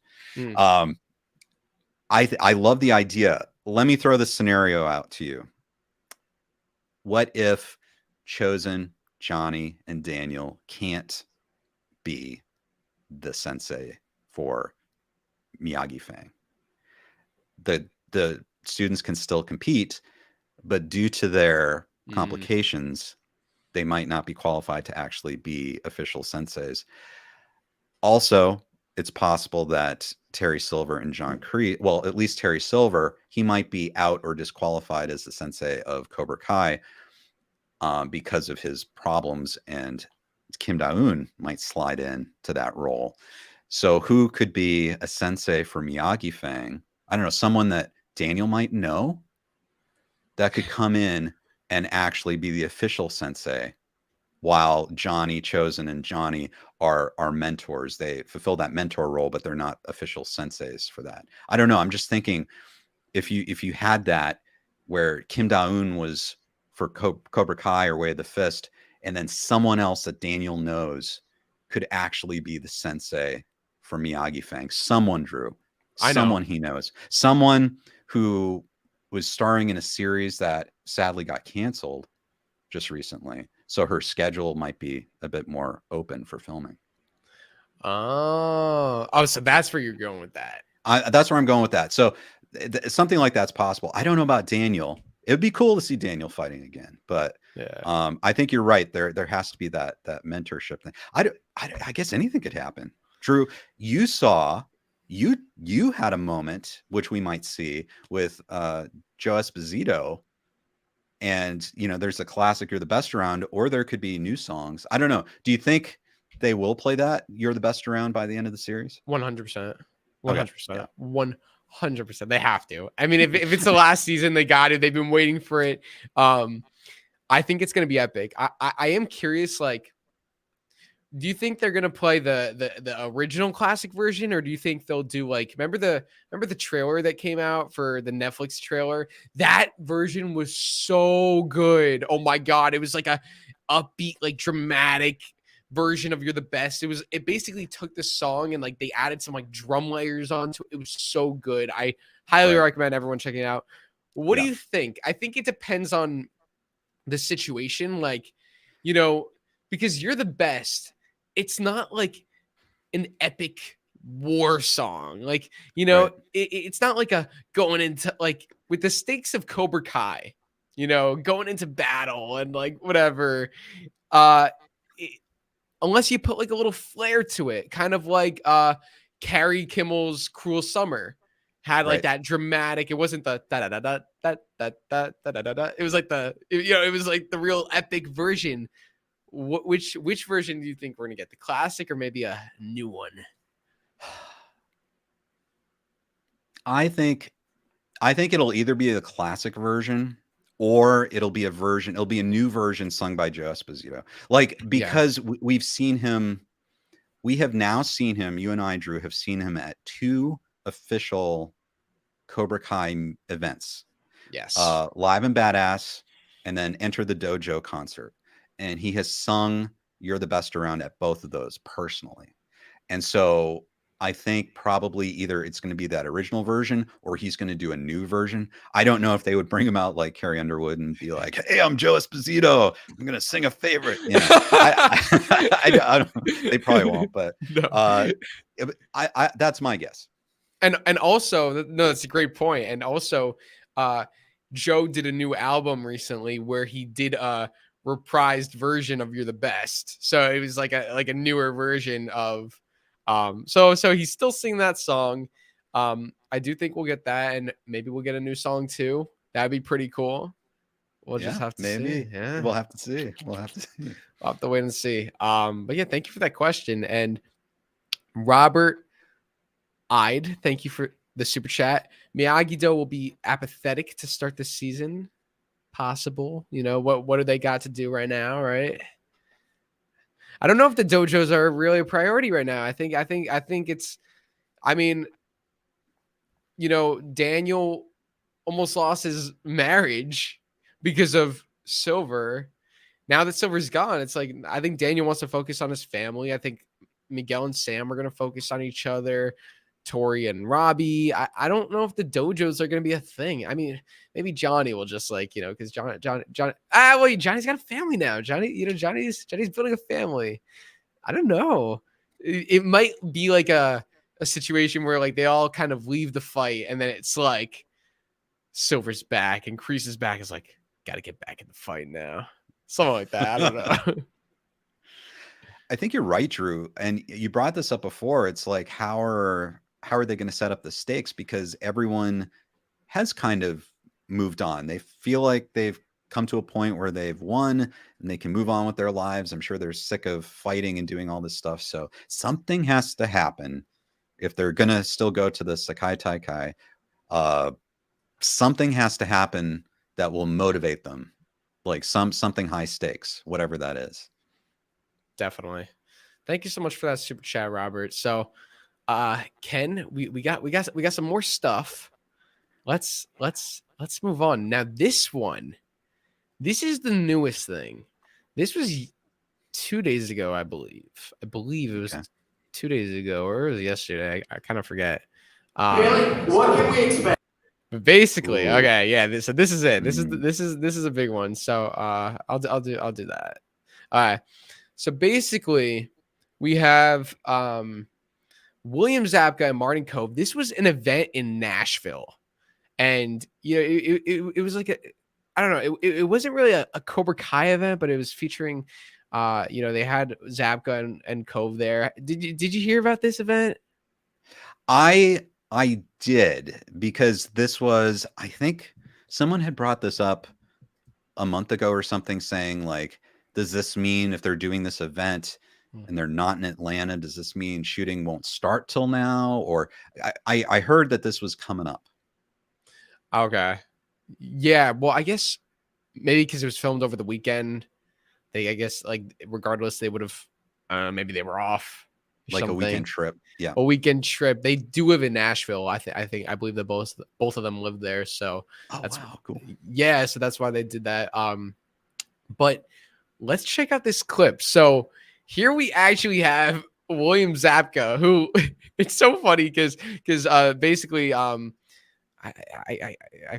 don't know his name. Who's the person running this event? who's I don't even know who's. Let's see. It was Tommy Howell and Greta Van Fleet. So okay. Yeah, there you go. and also a shout out to Panicalodian at the Disco for this video. Got video nice. from this event. So shout out to them. This is a little clip from it. And basically, it's so funny because basically Tommy asks Zabka, like, like, what can you tell us about the new season? And like, he's like, I know you can't say much. And then like Zabka just jumps right in. It's like, well, I'll tell you this. Like, so I just found that really funny. So here it is. Let's hear what Zabka has to say, and then let's talk about it. Here we go.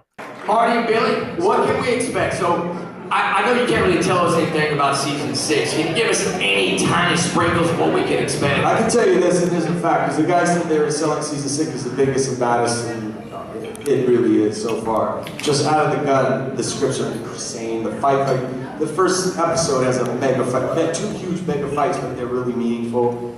Character development, great look, it's going to be fantastic. That's epic. So, it's going to be a lot of fun. And Marty, before we go... I do have to say, wow. I'm sorry, before we get into it, like, Zabka was going to say, like, more, but then the guy was like, no, Marty, before we go, I was like, dude, I want to hear what Zabka was going to, like, he's probably going to say, oh, yeah, and Thomasine Griffith was great in that first episode. I don't know. like, watch this last part. That's epic. So, it's going to be a lot of fun. And Marty, before we go... Just cut him off. Anyway, so, Ken, I'm gonna just unplug my camera to just fix this, but I'm still here. While I do that, what are your thoughts on Zabka's comments about season 6 and about episode 1? He gave us some new info. Right, that's insane, and the idea that it's gonna start with a bang with 2 mega fights in the first episode of season 6. This almost sounds like a finale. Normally a Cobra Kai finale, that level of action is going to happen at the beginning of season 6, right in the first episode. Of course, I'm thinking to myself, what could this be? Like, what are these mega fights that are super meaningful? And I don't know if any of you guys in the comments in the chat have any ideas on this, but who could potentially have a really meaningful fight in the first episode of season 6? You could say John Kreese and Terry Silver, but I don't think, or at least so far, if they filmed all of episode 1, we don't know that. Thomasine Griffith wasn't out there. So I don't know if it's Kim Da-eun wasn't there. So right, she wasn't there. Yeah, that it's interesting because you would think maybe it would be Kim or Silver, but they weren't there. And also, I mean, we know Zabka is a part of this fight because he says we filmed these 2 big fights. And I'm trying to think of like in season 3, like, they say, like, I think they said like, oh, like there was a fight in episode 1, but that ended up being like, Johnny was drunk and he fought, like the 2 guys, outside the bar. Like, do you think it's going to be something like that, where it's not like it's not part of the grand Cobra Kai Eagle Fang Miyagi story? It's maybe just like, here are some assholes and we're fighting them. Or do you think it's going to be like maybe the senseis from last season? I don't know. For me, the key is when he says like they're super meaningful, like they're mega fights, but they're meaningful. Yes. So there's something there. And I'll make a prediction, and guys, and Drew, totally forget this if I'm wrong, but remember it if I'm right. Will do. I am wondering if Hector's going to show up with his goons right at the beginning to Mhm. basically take back Miguel or confront Carmen, and Johnny is going to have to defend Carmen and his family from Hector and his mob. Like, I'm wondering if he's going to show up right at the beginning. Because that, to me, it's not related to the senseis. It would be super meaningful for Johnny because he'd be defending his new family. And you've also got Miguel, who has a history with Hector. The idea that he had a connection with his own father, he might be forced to fight his own father to protect his mom. And also Robby would be in there too. So you could have Johnny, Robby, and Miguel fighting against Hector and his like professional fighting ring. Just throwing that out there. Mega fight. That could be a mega fight. I mean, you saw my reaction. I was like, I'm processing that. Ken, I really, wow. I think, I've been a little like skeptical of whether or not Hector was going to appear this season. I know we've talked about it in our writing season 6. The only reason why I'm just like, I don't know, is just because there's so much going on. And if this wasn't the last season, if they were going to expand it, I'm like, okay, like he could show up, but do they want to go there? But the fact that you're absolutely right. The fact that they're going to have 2 mega fights that are meaningful to the story. And if it's not Silver, if it's not Kim Da-eun, we know probably not Kreese. Daniel and Chosen, there's no fighting anymore. The senseis from season 5, they're not going to rehash that fight again. I think having like the first 1 or 2 episodes of season 6 being like the resolution to the Mexico plot line with the Hector stuff, because Johnny never met Hector. Robby never met him. Like Miguel it kind of ended on a bit of a cliffhanger. I think that would be a great meaningful fight that would really just cement a lot. I think that's a great theory. And now, because of Zapka's comments, now I'm starting to lean more towards it. I think that's a great theory. Right. And that could be, and the fight could be like a resolution, or it could set up like a new peril for a character. Like, does Hector win? Does he take Miguel or Carmen or Yaya?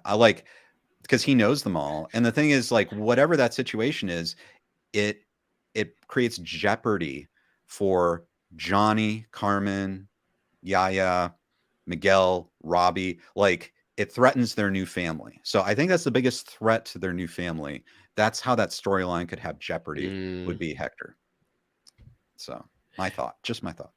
And you know why? Oh, Ken.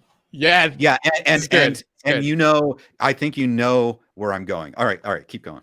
Oh, I probably don't, but I just had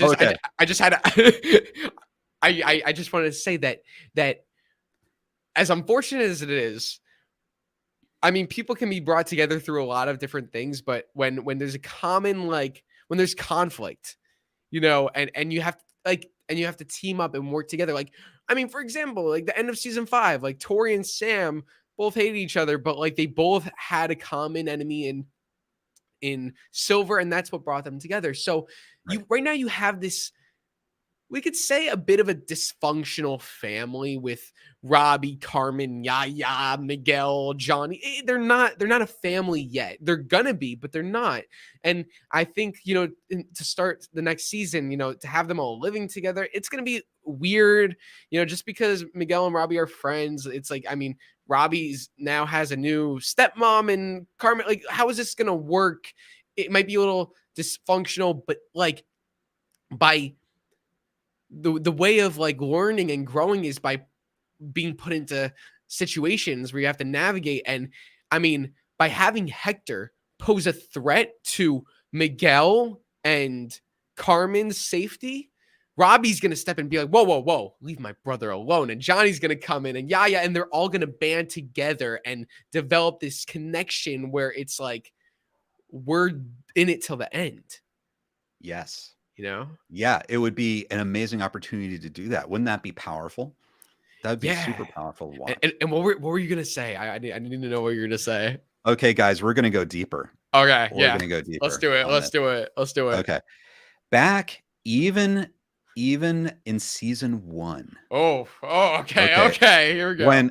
When Carmen, and I think, was it episode 6 or so? Anyway, it's that conversation where Carmen is telling Johnny about her past and her husband, and he left, and her husband was a bad man. Remember that whole thing? Yes. Now, from that conversation, there were theories even back then that Carmen was talking about Terry Silver because she was from Ecuador, which was a developing country. We know Terry from his Dynatox days loved doing business in developing countries like Borneo, because that's where he would do all his stuff. So if we go further, we see that Hector has set up a fighting ring. He's into professional fighting. Okay. And we don't know exactly what Hector was doing. Obviously, he is a criminal, and he's doing things that the US government could be monitoring or going after him for. So is it possible that Terry Silver in his Dynatox days worked with Hector and they know each other? And that, I mean, that's a whole different level. But if that's true, that could be a personal connection between Hector and Terry Silver, because that was Terry's domain. He used to work in developing countries, dumping toxic waste, doing all this other kind of stuff. And Hector's, I don't know, he's really interested in professional fighting as well. I don't know. It's an idea that's deeper, but it's a way to personally connect these characters. Yeah, maybe Hector has some sort of way of getting Silver out of jail. I don't know. Right. Maybe there's a connection there. Do you think them knowing each other before the events of Cobra Kai would be too coincidental, considering Miguel happened to move into Johnny's apartment, and you know what I'm saying? Right. It could be like, and that's the thing. Is it coincidental? Or the thing is Terry Silver, I mean, we kind of forget who he is. He's like a billionaire. Like he is a player. He's been a player. And even if Hector doesn't know Terry Silver, I bet Hector would know who Terry Silver is, because Terry's probably one of the biggest players in the world, at least in his former role, doing all this stuff internationally behind the scenes. I bet he was a major source of money for unscrupulous people around the world. But I don't know. I think you're right. You would have to introduce it in a way where it made sense and it wouldn't just be a coincidence. But yeah, definitely. And Robert, thank you again for another super chat.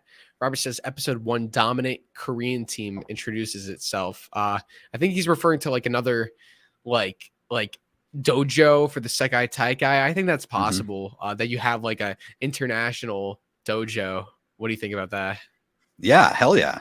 Yeah, I think that's great. Yeah, and that's the thing. Who was it Hayden saying? No, it was Ralph Macchio saying it was going to be maybe a little more of an international direction going forward. So yeah, I think that'd be super cool. Yeah, definitely. Thank you so much for that super chat, Robert. So I want to watch this clip one more time and just see if there's anything else from it that we might have missed. Party Billy, what can we expect? So I know you can't really tell us anything about season 6. Can you give us any tiny sprinkles of what we can expect? I can tell you this, and there's a fact, because the guys said they were selling season 6 as the biggest and baddest, and it really is so far. Just out of the gun, the scripts are insane. Okay. The first. All right. So yeah. So right out of the gut, the first couple episodes, they got the scripts. The first couple episodes, that's what he said. Yes. Oh yeah. He said right out of the gun, the scripts are insane. Scripts are insane. Okay. So how many scripts do you think he's seen? I think he's probably very well. He's a producer on the show. He's a producer on the show. So I bet he knows exactly what's going on in the writer's room. I bet obviously at this point, they've probably broken all not at this point, they've definitely done it, but I'm sure kind of early on in the writing process, they've broken all the episodes so they know what happens, the major plot points, the scenes, everything. They know it happens in the episodes. And I bet they have drafts on all the episodes, and I'm sure that he's seen them, but like, it seems like he's saying here that right out of the gun, like the first episodes, like the scripts are insane. Yeah, it's. What do you think? It's very interesting because I mean, does this mean like I'm processing because we know season 6 being announced as the last season did come as a shock because there were talks that like after season 5 there would be we still have plenty of story to tell. So like do you think like now it's like rather than like the slow burn of like, you know, like kind of building up things, like do you think they're just jumping into it, like each episode's just gonna be like nuts? Like I'm wondering if like I know we were talking about that aftermath of season 5, like I feel like Hector coming in episode 1, that would be sick, but I wouldn't really say that's an aftermath of the season 5 finale. That's jumping right into a brand new story. And what do you think? Do you think it's based off of what he's saying about how the scripts are insane right away? What do you think? Yeah, like to me, it's like you're right. I think the scope is probably bigger. You know, obviously that's just an idea about Hector being involved in the first episode of season 1, but it would also fit if Ralph Macchio is talking about a more international, you know, tone in season 6, bringing Hector in, would definitely do that, as well as the Sakai Taikai, maybe even, you know, I don't know what's going on with Kreese and Kim Da-eun. Throw out there a possibility that she could get Kreese out of the country if he's on the lam right now, and he needs asylum. You know, what if they go back to the original Kim Dojo in Korea, in South Korea? That could be another. Right. And then we had, even on one of these live streams here, we had the location scout or the person in charge of locations talk about ideas for like, hey, this would be cool maybe for the Sakai Taikai, and we don't know where that takes place, do we? I don't think we know exactly. No, we don't know yet, but like it was, I think he was kind of like teasing like maybe like a coliseum of some sorts, an outdoor, I don't know. Oh, like Enter the Dragon. Yes, like, that's inspired. What it was. Yeah, inspired by that, which so cool. Anytime like we get out of, anytime we explore the lore and like really dive into like, I swear if Kim, like it was Korea, right? Was it which part of Korea was Master Kim from? I think South Korea. South Korea, because they would have been allied with the United States, and there would have been a lot of United States soldiers stationed in South Korea. Yeah, so like I mean, the parts that just I get so excited about is like, you know, if we were like, just like you brought up, if we were to see Kim Da-eun and Kreese like go to like South Korea, and like they were to go to like one of Master Kim's like dojos, and like, you know, and like you meet these like new kids who are like, or teenagers who are like ruthless and like no mercy. Maybe they don't even speak English, or they speak, maybe they speak like a little English, and like they're just like, or kind of like they're like in their own culture of like, and the way they were brought up, like strike first, strike hard, and like kind of like maybe mirroring like Chosen in a way from Karate Kid 2. I don't know, like that would be so cool. Like and then they come in and then they're like badass, like no sympathy, no, like I wouldn't want to see any like maybe a little bit of like goodness, but like I don't know, like I want to see like full Master Kim students. Drew, I love it. I love your idea. I think that's amazing. And it makes me think of when Sensei Kim got off the plane initially and meeting with remember she said the line, and you think your American students are up to the task? And so she already kind of looked down on the American students. I wonder what kind of students she has. Oh, here's the thing. They have to be like super skilled, because let's be honest, now Cobra Kai has no one. I mean, once TORY like betrayed them, then it was basically just like Kyler, Kenny, and Devin, which great fighters, but like against Miguel and Robby and all those guys, like they're not at that level yet. They're still getting there.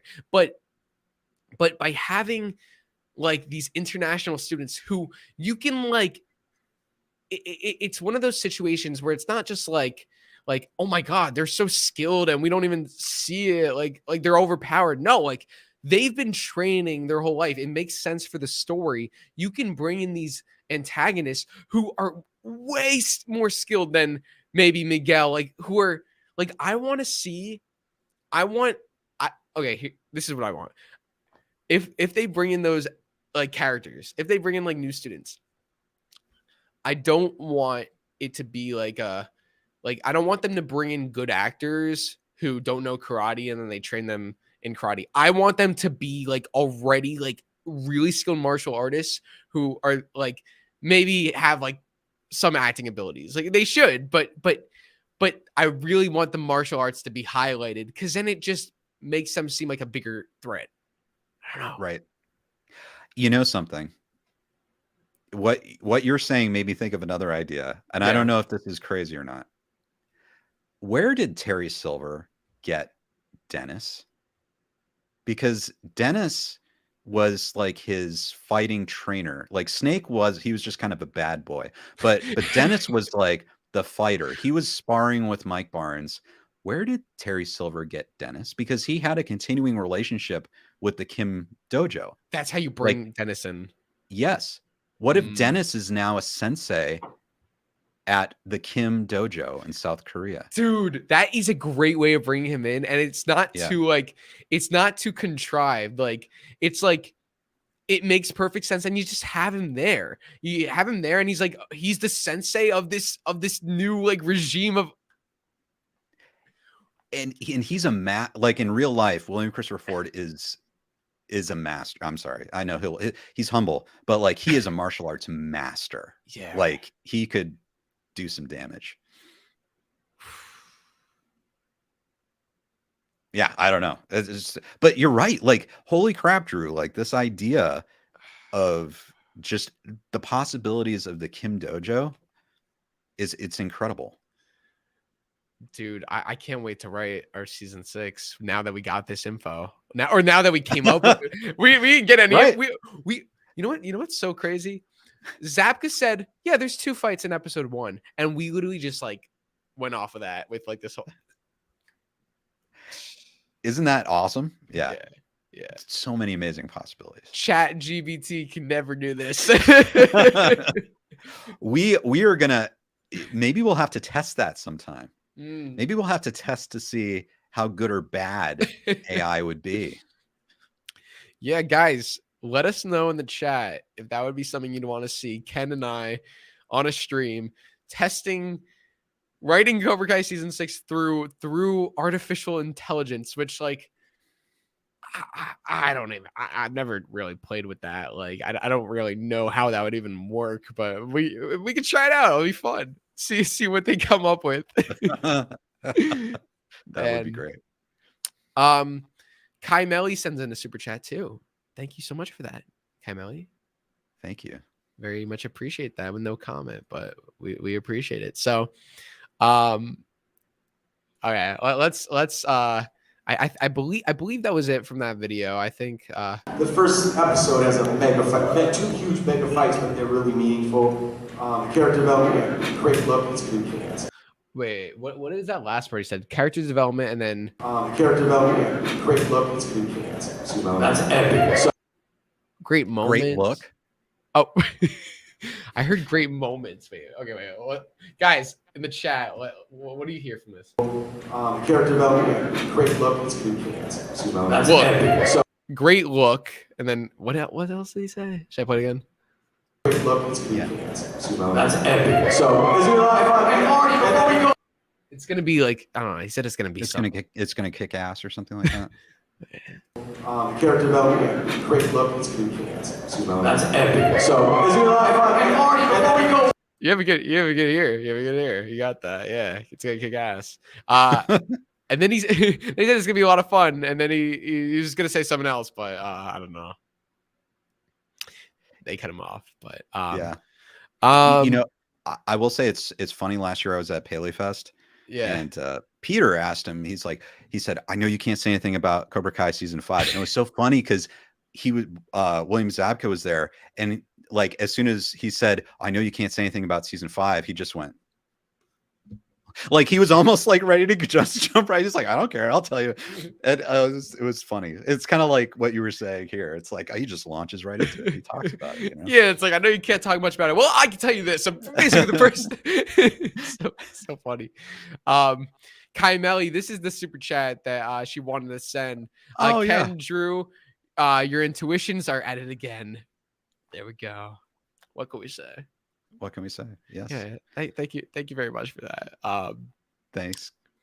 So okay, so a little more on the first episode of season 6. We have this post here from the cameraman, also Abraham Martinez. So basically, with this post saying episode wrapped, we'll pack up gear tomorrow and now wait for our writers. We miss them. So just another post, basically saying that now 100% we are not filming season 6 until our writers return. Right? Yes. Yeah. That's it. And I think this was like a prequel post to all the shots of the gear. And Yes, it doesn't. It's interesting because I assume we can't see what episode this is. Like we're not seeing that part of the slate, but we do know that it's takes place at sunset. See the scene? What could it mean? What could it mean? Well, it's still gonna be episode 1, but we don't know what scene. Oh well, it's probably the last. Probably the last. Oh, well, actually, no. They film out of order, so I don't know. But Yeah, it's interesting, but yeah, it's sad, you know, and hopefully this will end soon, Drew. I know. Well, they'll just have to use our scripts. We could keep writing. We're not part of the Writers Guild. We'll write No. we'll write our season. Don't worry, guys. This is another. Okay, so I mentioned to you that like we talked about that comment from John about how he said, you know, better times in the Miyagi verse, and how like it was kind of like he's not happy about this. And here's another post from John that also was very interesting. So a fan, Eobard Thon, retweeted from John's post saying that filming has shut down, and he said this is good. And then this is basically what we've been saying. This is good. Filming for the first episode without the writers gave me enough anxiety. That's exactly what we're talking about, and I agree. And John replies, "You and me both." So basically, John is saying that while they were filming the first episode, because they weren't on set, you know, he is admitting that he was getting anxiety during it, right? Yes. And guys, like this is a great example of like a lot of people who follow movies and, you know, talk about how important the director is. Like the director of a film is very important. Obviously, director of a series episode is important, but really in TV, it's the writers and showrunners who are really the people driving the series. And so you can kind of see that. Just imagine a feature film that was going on, but the director wasn't able to actually be there during the filming of the movie. I mean, that would probably give the director a lot of anxiety. I think that's what John Hurwitz is saying here. It's like, I mean, I'm supposed to be running the show and I'm not there, you know? So it's going to give me anxiety.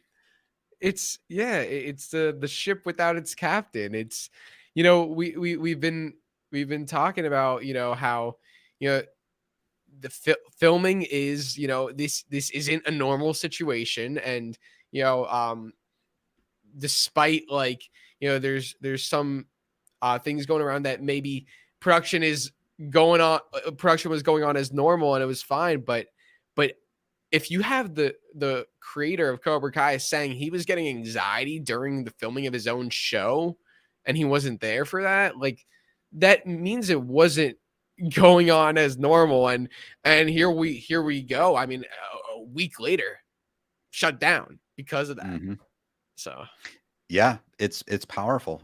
I think we're getting an insight into what it's like to try to make a TV series. yeah,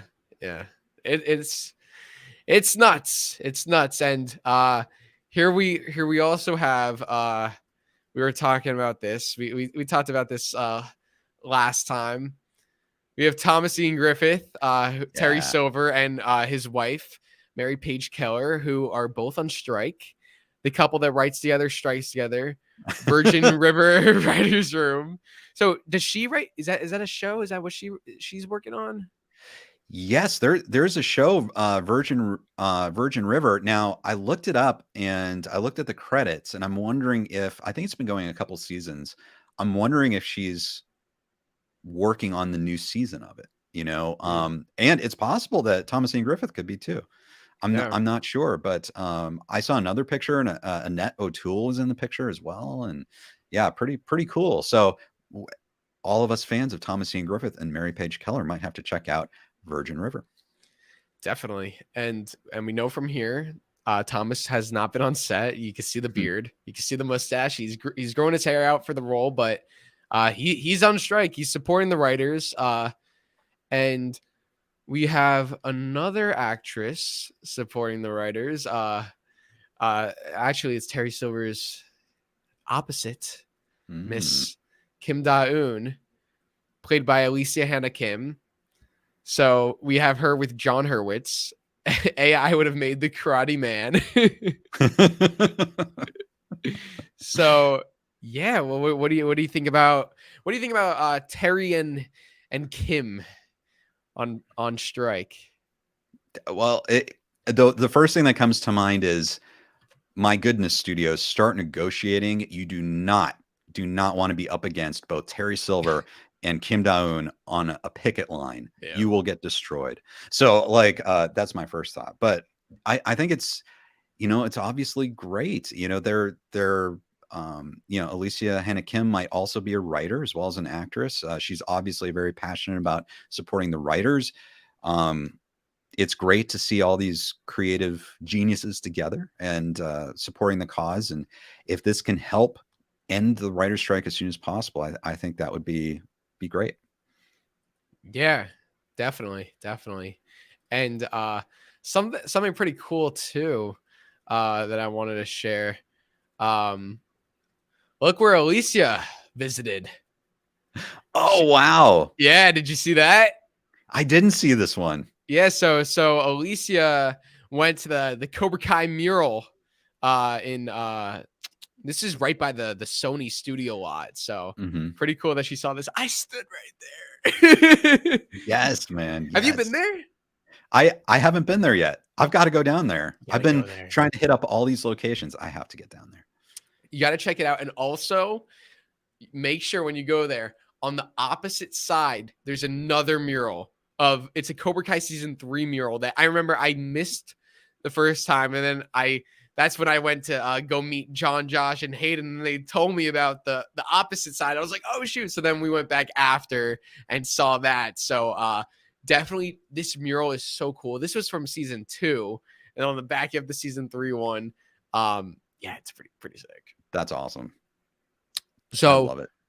Yeah, and she also puts this message about a motto for the times: hope for a fair solution can be met ASAP so we can get back to work on season 6. Nothing but love and support for our writers and fellow artists. So, Ken, I think, you know, we could just look at this and say, okay, the actors are supporting the writers, but if we dive deeper into this, we even have, you know, Dana Doot. I'll pull up the picture right now. Dana Doot, who plays Anoush. He's on strike too. I don't know how he was this a joke? The break a leg thing? Or did he actually break his leg? I don't know. I actually don't know. I hope he's okay. I hope he's okay too. I haven't seen him in a brace or anything. This is the first time I'm seeing this. Oh my gosh. If that's real, I really feel for him that he has to be out there standing. You know what I mean? My goodness. I don't want to like joke about it because I don't know if it's real or not, but he also did. If you look at his picket sign, he did make actors can't break a leg without writers. So I don't. If he actually hurt himself, I hope he's okay. And if it was just for that picket sign, very creative, Dan. Very cool. Yes. Very cool. But Ken, so a lot of the writers, you know, or sorry, a lot of the actors are also, you know, supporting the writers, whether they are writers or whether they're not. Alicia is an actress. She's not a writer, but she's still supporting. And even the Cobra Kai cast, they've been retweet, you know, even though they haven't been like talking too much about the situation, they've been retweeting all the posts. We stand with our writers. We talked about the contracts for the Screen Actors Guild, right, coming up. Possible that actors refuse to work. Like, what could this mean for the actors? Maybe anything there. Oh, geez. Well, we know that I think it's June 30th is the deadline to coming to an agreement for both the Screen Actors Guild and the Directors Guild.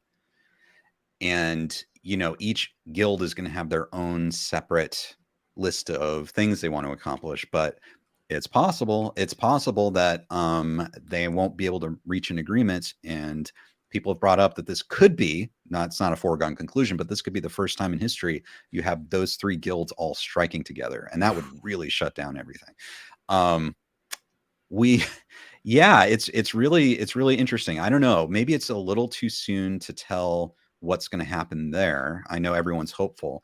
I did see an interview with Tom Hanks, and his thought was that, and he said he's a member of all the guilds, including the Producers Guild, and he understands the studio's perspective and how sometimes there can be barriers to actually getting the movie made, that type of thing. But he said that you got to make sure you pay, especially the writers, and I'm paraphrasing, that's where everything begins. That's where the ideas begin. And if you're not paying them or you're not getting that quality work that you could be, that is bad for the food chain. Like the entire food chain is tainted at that point because actors rely on good writing and the studios rely on good writing and good ideas to sell.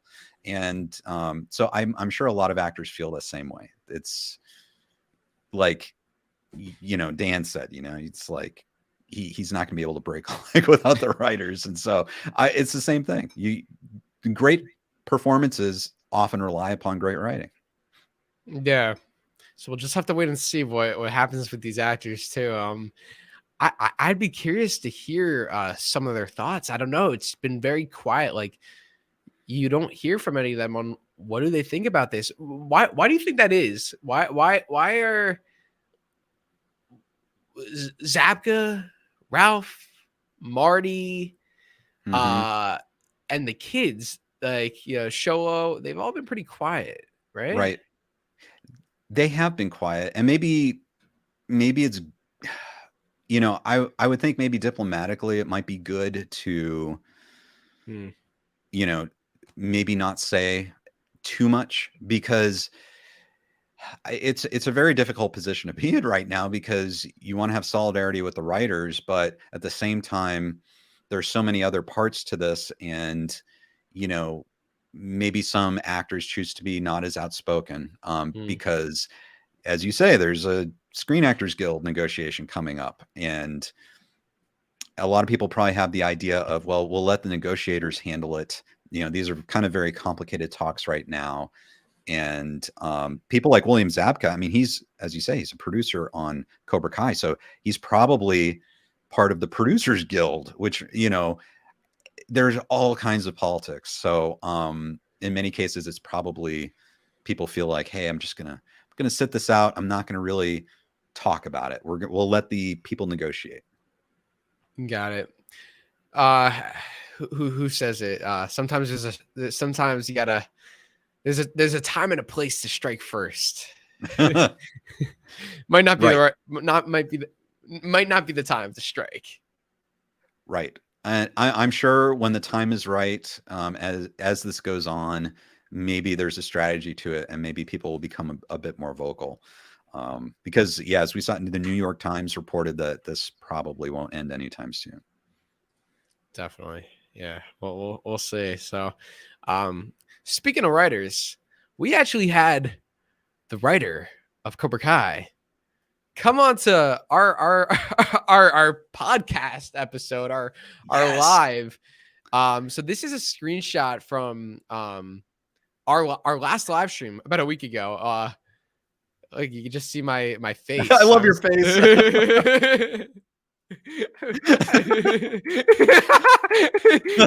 You were reading the comment, and this is my face. Oh man, so we were reading the article from Variety, which as you mentioned or before we started the stream, the article has a variety of things to talk about. I don't want to take credit for your joke, but yeah. So okay, so I think we should recap this for everyone who didn't check out that live stream and is here now. That Hayden Schlossberg, the Cobra Kai creator, did come onto our live stream, and as we mentioned, they're not crazy vocal about this, so pretty cool that they came on. What did Hayden tell us, Ken? Well, you know, it's interesting because obviously he works really closely with John Hurwitz and Josh Hield, so they're probably of the exact same mind, but it's almost like a different type of statement, but saying something similar to John Hurwitz. All I can say is I hope the strike will end soon. Good with a good deal. Everyone wants a good deal, right? Mm-hmm. But he also said they did everything they could to prepare for it. So they knew it was coming, and it sounds like they were being very proactive in probably how they're trying to schedule things and hire people. And you mentioned Abraham Martinez being the DP that he had been working on Obliterated. And it's possible that they strategically picked people to hire for this time. It was all part of preparation where they knew it could be a strike. I don't know. Perhaps that was part of the plan. And they're going to do everything they can to make sure the final season's great. Again, reassuring us that they are not giving up on Cobra Kai. They want this to be absolutely amazing. Which is really hopeful for us. Definitely. And also, I just want to, please, I'm asking everyone in the chat, Hayden is not supposed to be writing. So the fact that he typed this message, if the studios found out, he could really get in trouble. So please, everyone, let's keep this on the down low. We would much appreciate it. Exactly. Yes. We're all, this is the circle of trust here. Circle of trust. But yeah, pretty cool that he came in to the stream. Yeah, it's kind of funny how it's like we're looking at ourselves from the stream, and maybe like if he pops back in again, we'll look at ourselves, looking at ourselves. You know what I'm saying? Like we'll share the stream from the stream from the stream. It's like a paradox. It's an infinite loop. It's awesome. Yes. It's the Cobra Kai multiverse. So another big thing, which this doesn't have to do with the strike, and we've been kind of going in and out, talking about the strike, talking about story, but this is a fun little thing. So our boy Hawk. Oh yeah. Blue. Yes. So Drew, all right, you're the Cobra Kai kid. I want your take on this. Am I? Tell me your thoughts on the meaning here. Okay. So I did a video talking about this, and I had some thoughts on the hair color. Because I mean, listen, you could just say, okay, like he has blue hair, but you know, I feel like there's been symbolism with the hair throughout the show, and I want to hear your thoughts. I genuinely want to hear your thoughts about this, because I have some thoughts about it, and I want to know I want to know another, because I don't think I've shared this. I want to know your thoughts. If you agree, if you disagree, feel free to disagree. And everyone in the chat, let me know. But yeah, before we talk about that, so basically there was a like a car racing event. I don't really know what it was, but Jacob Bertrand and Sholo were spotted. This was while they were filming season 6. In the in the 1 week. This was within the 1 week of filming. They took a little trip, and we basically got this photo of Jacob with some blue hair. It does seem to be. It doesn't seem to be the same exact color that we saw at the end of season 5. It does look lighter, right? Would you say the hair looks a little lighter than the season 5 hair? You know what? I think it's a good point. It does seem to be. It does seem to be a little different. And I don't know. Obviously, cameras can play tricks on things, and they can grade things. But yeah, it does seem a little different. Yeah, let me. Okay, perfect. I got a picture right here of the hair. Let me just show this. I just yeah, it looks a little. Right? It looks that looks a little darker. Mm-hmm. So I don't know. Maybe he just lightened it up. I don't know. But I do want to talk to you about the meaning behind it. So I'll give my thoughts, and then I want to hear what you have to say. But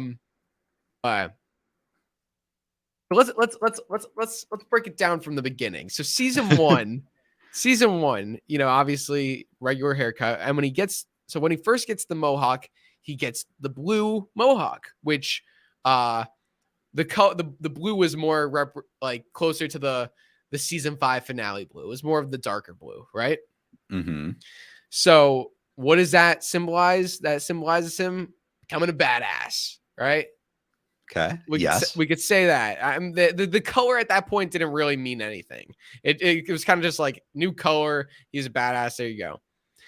Now in season 2, I think the red mohawk did have a lot of symbolism there. I mean, you watch Star Wars, you watch, red could significant, it can mean evil, dark.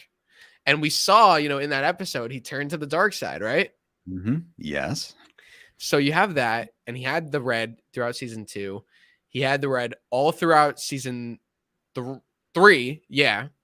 And then in season 4, he had the red, but then he decided to switch to purple. And when he switched to purple, it was like, okay, so now we're really now this is a thing. Because in the beginning, I remember a lot of people thought it was Hawk's gonna change his hair every season, every episode. I was like, I don't really think. I think he just changed it once because there was some meaning behind it.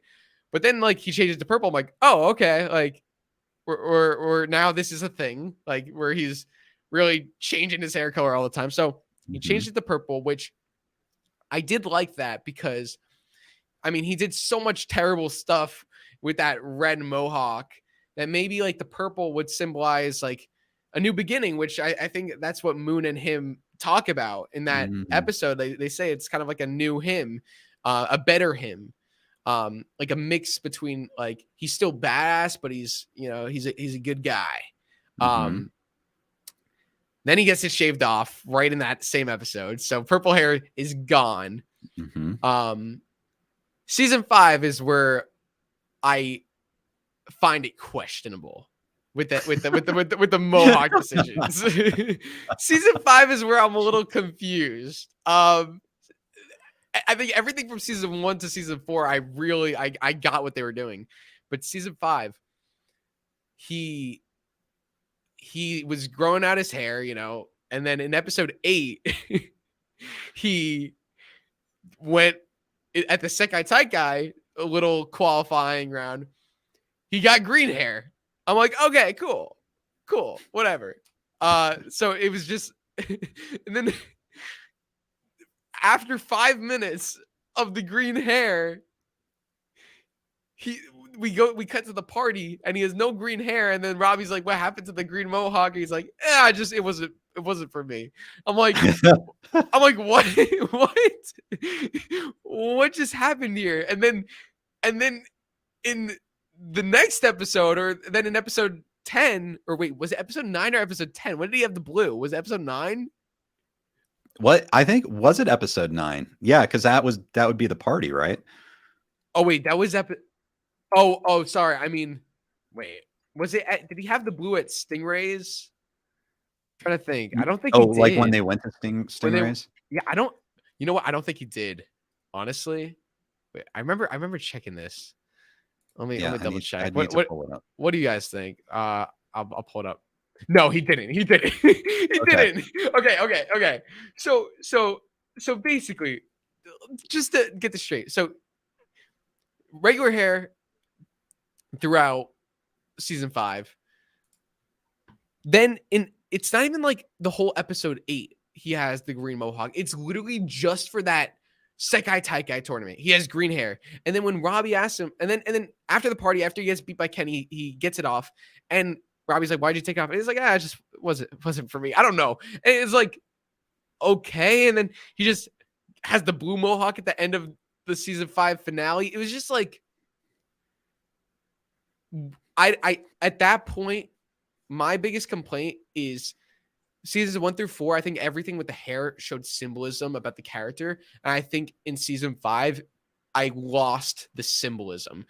I want to hear your thoughts on that. What do you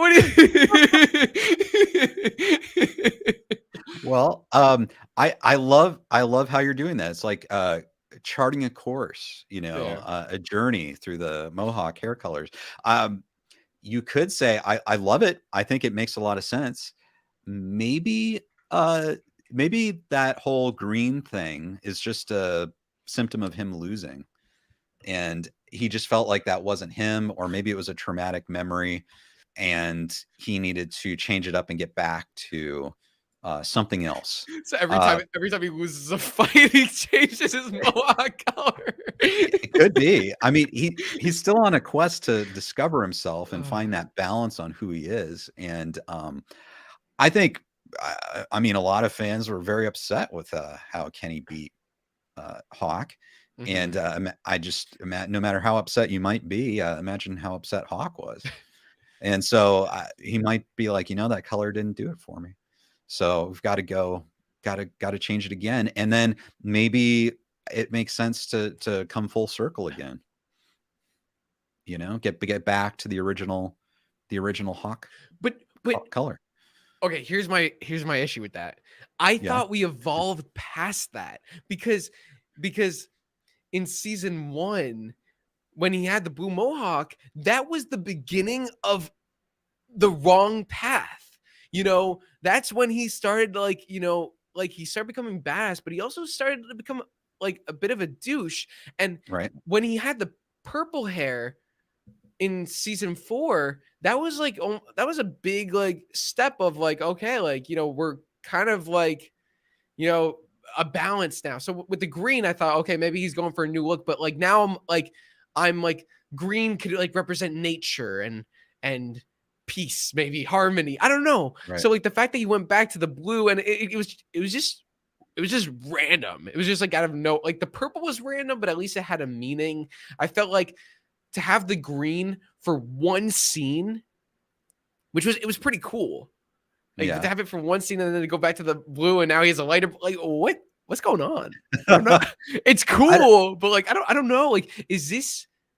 Because listen, a lot of people didn't like Hawk's character in season 5. They didn't really think he did much, and I personally enjoyed him. I do want to see more from him. I would like to see more than just. I don't want to watch a season and be like, the biggest thing about Hawk's character was he changed his hair color. For sure. Yes, absolutely. I agree. I don't know. Maybe remember when at the beginning or in season 1, when he first came in with the mohawk, that had to have been one of the great moments in his life. Yeah. Just a complete flip the script. And Johnny was the one who's like, Look at him. He did it. He's badass. Gonna Yeah. call you Hawk. You know, Johnny gave him that. And I'm wondering if we're in season 6 now and he's going back to that. Because remember, he got worse the bigger influence Kreese had, you know, and you could see that, you know, the Kreese years might be the Red years. And you know, where he went kind of off track a bit. And maybe he's getting back to that moment where he felt triumphant in his own life, where he flipped the script. And yeah, maybe that's what the blue symbolizes. I think that's a great point. Yeah, I got a little lost in season 5 with it. It went from like something that had meaning to just like, I feel like green was just, let's try green. It looks cool. I don't know. Right. Did you see Kate's comment there? Kate Maloney. I did not, but let me pull that up. Where's the, oh, here we go. Kate says, oh, this is a great comment.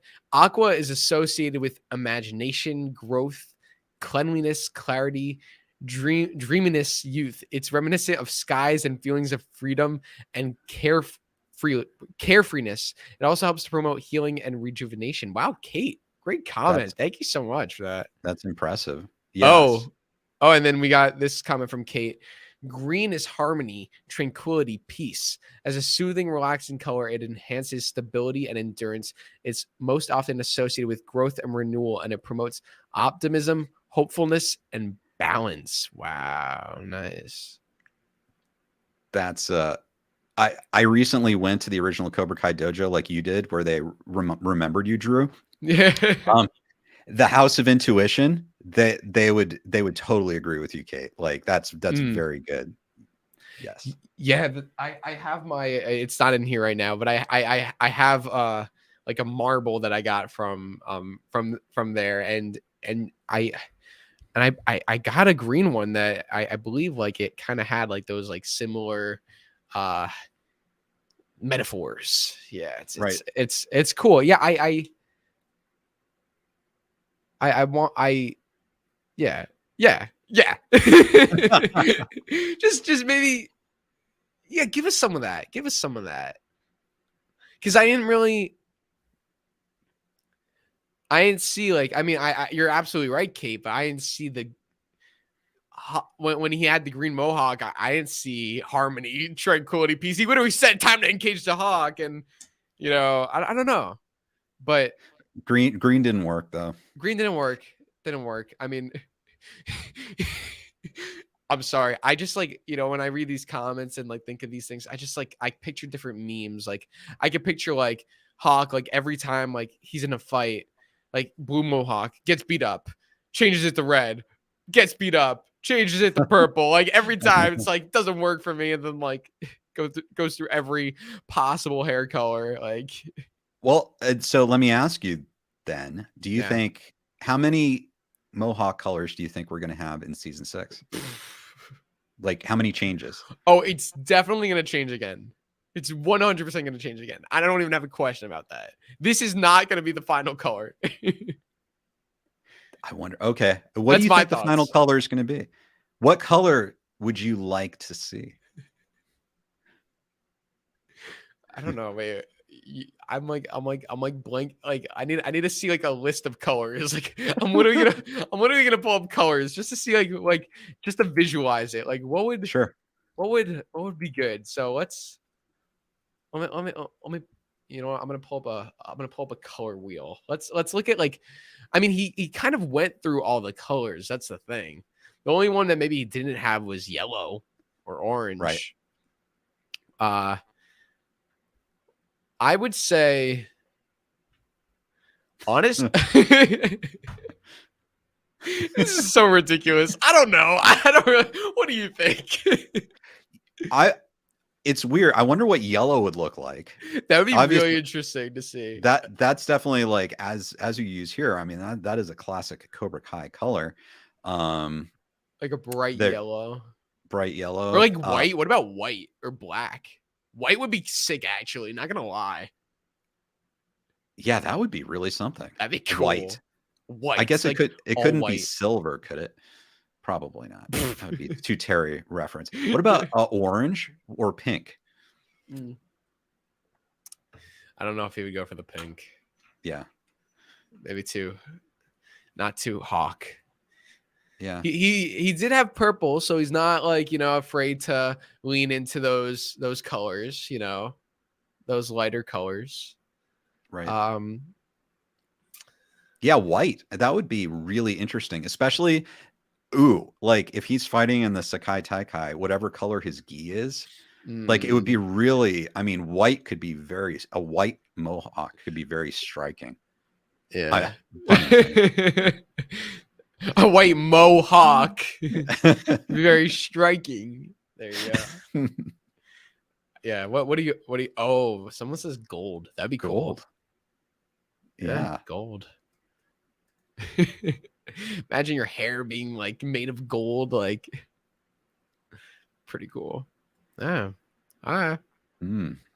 We'll have to wait and see. We'll have to see. Well, right now I can confirm that his hair is not blue. It is brown because they're not filming. So they got rid of the blue dye or whatever they use because there was a post of Jacob, they're doing the Lone Lobos podcast that's back, and I saw you can see his hair is back to normal. So currently there's nothing. But yeah. Yeah, so I think we have a couple more super chats. Thank you guys for sending these in. Philomena, thank you. Bringing Dennis Kensway can make Mike's return to karate to help Miyagi Fang. Yeah, he may see it as a chance to make it up to Daniel for Karate Kid 3. Yeah, that could be a way to bring back Mike and Dennis, Right. Yeah, that would be crazy. I mean, that's the other thing, Drew, is like as you said before, there's so much like that, so much story that can and will happen in season 6. And it's like, what is the focus going to be on, what characters are going to be there? What's going to happen? It's going to be huge, whatever the season is. So. Yeah, definitely. That would be cool. I definitely want to see a Mike Dennis reunion. I do have to, Gary Stone sent in a super chat. Now, first off, Gary, I appreciate the super chat. I have to wonder, is he talking about like our show or Cobra Kai? Like, well, he can't be talking about our show, but because that's not possible. That's just not possible. That's not possible. So, but if he is talking about Cobra Kai, then totally hear you. And yeah, I disagree, but totally hear you. The fact that he sends in a super chat too to tell us it's the worst show ever. Well, maybe you don't like Cobra Kai, but you like Cobra Kai Kid and Ken Cole, and that's all right. That's fine. That's all right. I wonder if anybody watches our channels and our Cobra Kai content like frequently, but has never seen Cobra Kai. It must be a thing. There've got to be a few people. Hey, let us know in the chat if you've watched this and have never seen the show. Let us know. Yeah. I think that'd be cool. I mean, I've watched like videos on like, I don't know if this is necessarily the same. Like I've watched. I think this is different, but like I've watched videos on like people talking about like Marvel, like, but not necessarily like the story. I guess just like I don't know, and I don't really watch too many of the Marvel movies. But I've never like watched YouTube videos like frequently on a show that I've never watched. It wouldn't interest me. But hey, if you like Cobra Kai Kid and Ken Cole and you don't like Cobra Kai, well. We'll take it. For sure. Yeah. Tell us what you like with super chats. We appreciate it. Thank you. Whatever your opinion.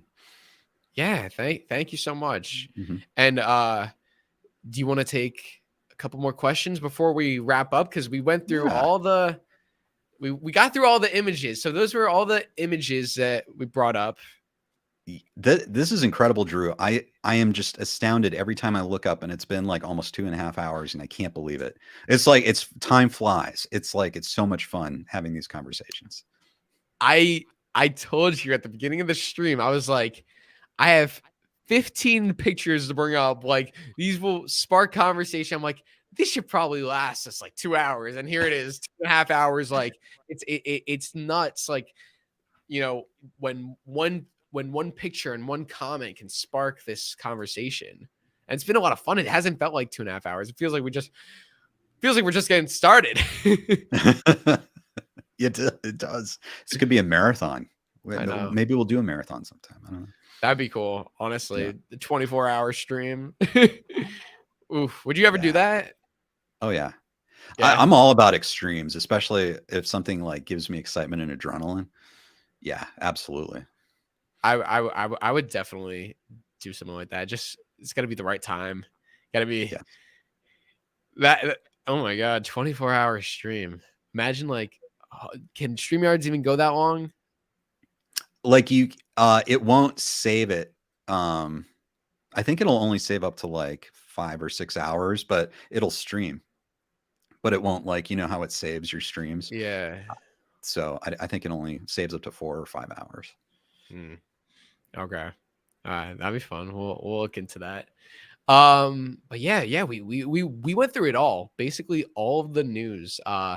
You know, and there's a lot, and you know, we really covered everything. Like we're going into Twitter replies, we're going into Instagram stories, and it's interesting. It's a lot of good stuff. Right? Yeah. I mean, it's been a really unexpected and strange news cycle for Cobra Kai. Like we would expect it, like, oh, we can't talk about what's happening with the production, but man, this writer strike is crazy. Yeah, definitely. Start at 1:30 a.m. for your time. Wow. Oh my God. Feels like time is flying off. Thank you so much for joining us, Philomena, and staying up all this time. Appreciate that. And Danny, happy Mother's Day weekend. Hope you had a great Donnie, sorry. Hope you had a great weekend. To everyone out there. So yeah, we'll take a couple questions before we wrap up. Because we got through all the big news, and yeah, so comment your questions. We'll answer a couple, and while we wait for the questions to come in, we as we mentioned, we do have an idea to do chat GBT for I think the plan maybe you let me know what you think if there's no big news, because obviously I mean we had so much to talk about, but right. If there's no big news in the upcoming future, maybe that should be what we do next, right? Yeah. Why not? I mean, let's see how good this AI is. Like all the studios want to pivot towards AI supposedly, and we'll see how well they can do writing season 6. Yeah, and then we got to get back to writing our season. We got to get back to that. Well, listen, we came up with some good ideas right here. Mm-hmm. You know? We did. Oh man, inspirational ideas. Drew, I love your idea about the original Kim Dojo and the students, and my gosh, like that would be incredible. That was both of us just building off of each other, and that's what we do here, guys. Like that's what I'm here for. That's what Ken's here for. That's what you guys in the chat are here for. When we have an idea, it all starts with one idea, and then we could just build from there. Like, you know, I'm talking about how passionate I am about having international students, and then Ken brings up, okay, but what if those students are being trained by freaking Dennis? And I'm like, right, that's it right there. Right. And I will say, I was listening to a showrunner writer talk about the writer's room, right? That's the room all the writers jump in and they write a season. And he said, like, the best way to describe it in a great writer's room, it's like, you know, those choose your own adventure books. Yeah. You know what? That's what it is. Mm-hmm. It's like basically going through like all these scenarios, like everything you could do. And that's what we do. It's fun. It's fun to do, you know, think of all these things. That's what we've been doing in our writer's room. We're coming up with, you know, we're writing down all the characters and we're exploring all of the possibilities. Like even Hector, like even if we still haven't, you know, once we get writing, we'll figure out like, oh, maybe Hector doesn't fit in here, but we have to explore every possibility because, you know, whether, you know, because once again, in the beginning, now I'm a little more on the side of maybe Hector could show up, but in the beginning I was like, there's too much going on. He's probably not going to come back. However, we can't be naive and ignore that Miguel left a backpack with his information and maybe his address. Like, we have to acknowledge that. And then we can like kind of break it down from there, but you got to explore everything. And that's what we do. Right. Yes. That's what we do. Yes. True. Yes. That's what we're here for. So Ken, do you see any good comments that you want to pull up? Any good questions? Let's see. I just saw a new one come in from Philomena. And then Joey has one below that. Whatever you want me to bring up, I'll pull that up. Let's pull up Philomena's to start. It looks interesting. Okay.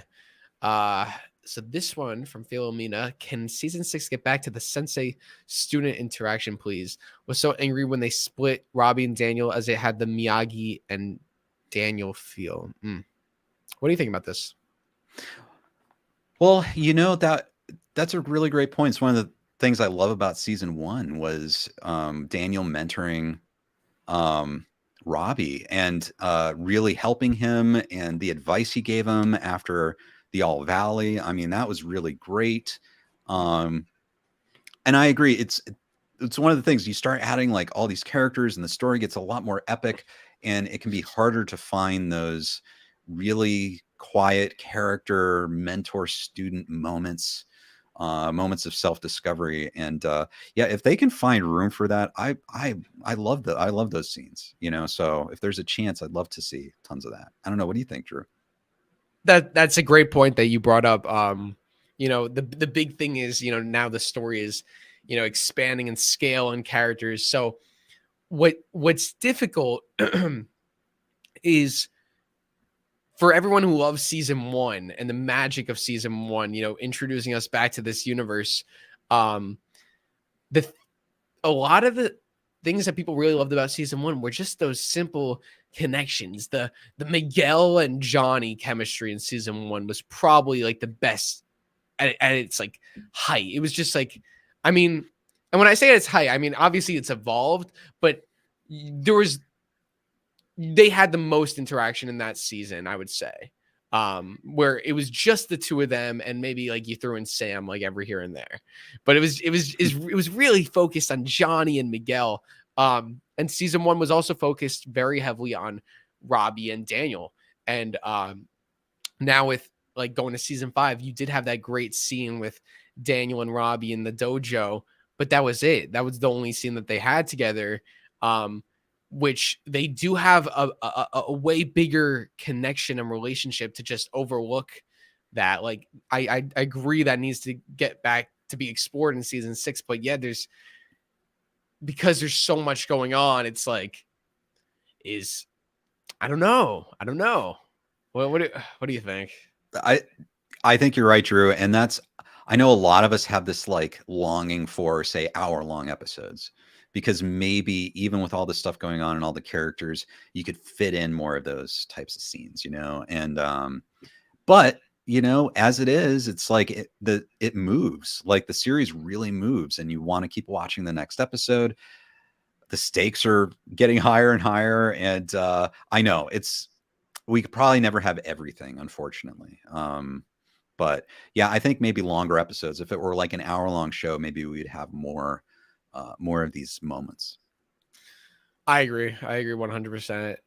Yeah, just because there's so much going on. Season 1, it's funny because season 1 was actually shorter in episode length, but that was, the story was Robby and Daniel. Now that's not the story, right? So, but yeah, right. I think it's a great point. Any other questions you see? Comment your questions down below.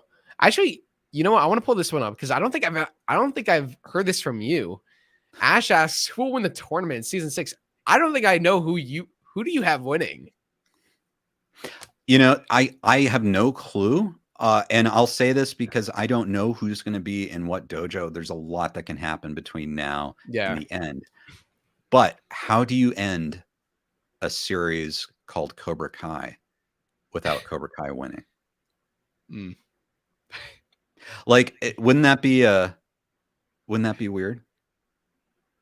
Like, somehow Cobra Kai, and I'm saying if that happens, Cobra Kai might be made up of different people. We don't know how it got there, you know. For example, Sensei Kim might change Cobra Kai or want to change it to Way of the Fist or change her own or something. If she takes over, she might want to bring it more in line with Kim Sun Young Yeah, instead of John Kreese's Cobra Kai. because she was never Kim Da-eun never like made Cobra Kai. Like, what the frick is a Cobra Kai? Right. Exactly. And the thing is, I think of Cobra Kai in this series, Johnny started this thing. Yeah. And if somehow Johnny gets control of it again, I think Johnny's got to win.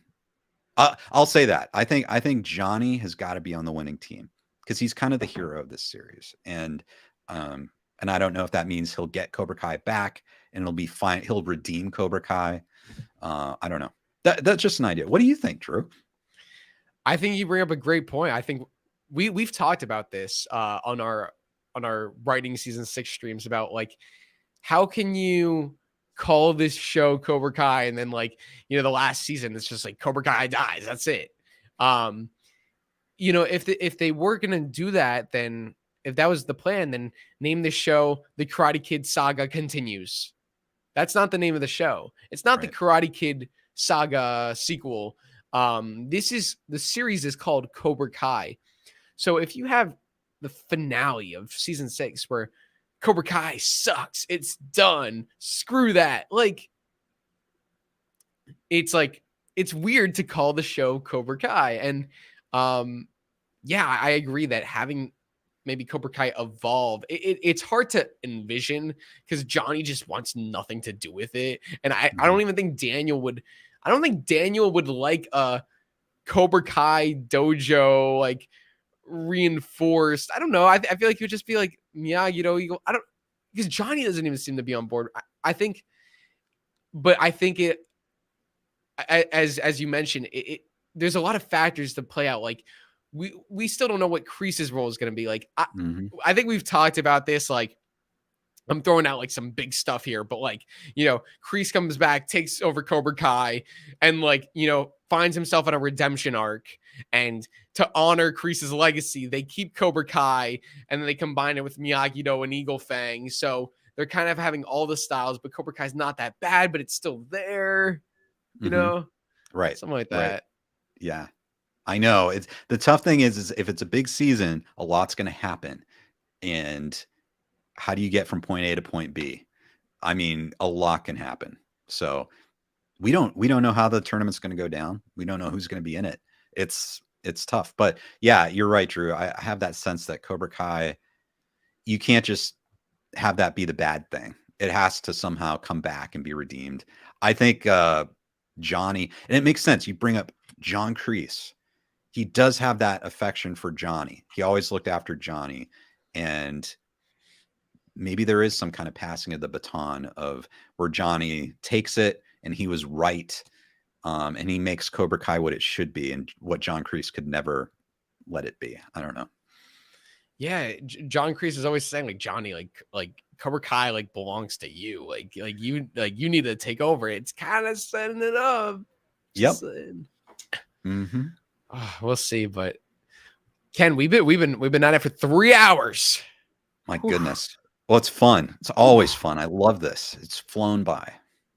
This was it felt like a very quick stream. Like we were talking about like reading articles from I've got like 8 articles and I haven't even thought about them. I'm like, we don't need to do that. Like, I mean, we could if you guys wanted to talk about like the writer's strike. I mean, I think we've covered it really well and there's news, but is it fun? I don't even know. How fun is it to go into the details of the writer's strike? I don't know. I'm into that. And I feel like people will be into that. I feel like it does give a lot of context. Like I think our last stream was really cool because like, you know, diving into the articles and it's like, yeah, like you're learning more about it. It's not directly like this stream was more, you know, about Cobra Kai directly, but I'd be down to you have those articles and there will be more.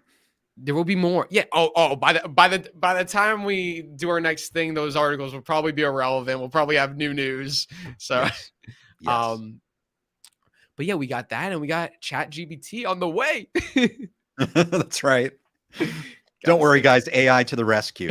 We're, Yes, we're gonna show everyone, including the big three, just how good a job AI could do writing season 6. Right, Drew? exactly. The Cobra Kai man, season 6. Here we Cobra Kai, go. Cobra Kai man, and Cole Ken. Right. Co- Drew the Cobra Kai man. True, the Cobra Kai man. We'll see. We'll see what AI comes up with. But it'll be a lot of fun. So, guys, we want to thank you all so much for joining. Let's shout out some of the. If you see anybody in the chat, Ken, just feel free to shout them out. Philomena, Kate Maloney. Kate Maloney. Great comments there, Kate. Marianella, yes. Lauren, Vlad, Willie, A. It's crazy to think that it's like we have this like chat here of right now we got over 80 people, but like everyone's like, you know, watching from home on a phone or on a computer, like all around the world. I'll never get over that. It's nuts. It's cool. It's I can't even believe it. It's wonderful. It's so great to see all these names. I look forward to it every time. Yeah, and they're here to see us talk about Cobra Kai. It's like that's right. And they kindred spirits. Yeah, and for over almost close to 3 hours, guys. You guys are the best. Enjoy the rest of your Monday. Have a great day, and remember, guys, be kind to yourselves. Find balance in your life. Wish your mothers a very happy Mother's Day. And just remember, be good to yourself. Take care of yourself. Take care of your mental health. Take care of your body, all that stuff. Right, Ken? 100%. Take care of yourself. You are special. Your mothers are special. And they love you. And so, yes. Yes. All of you guys always know that you guys have a place here on Cobra Kai Kid and Ken Cole.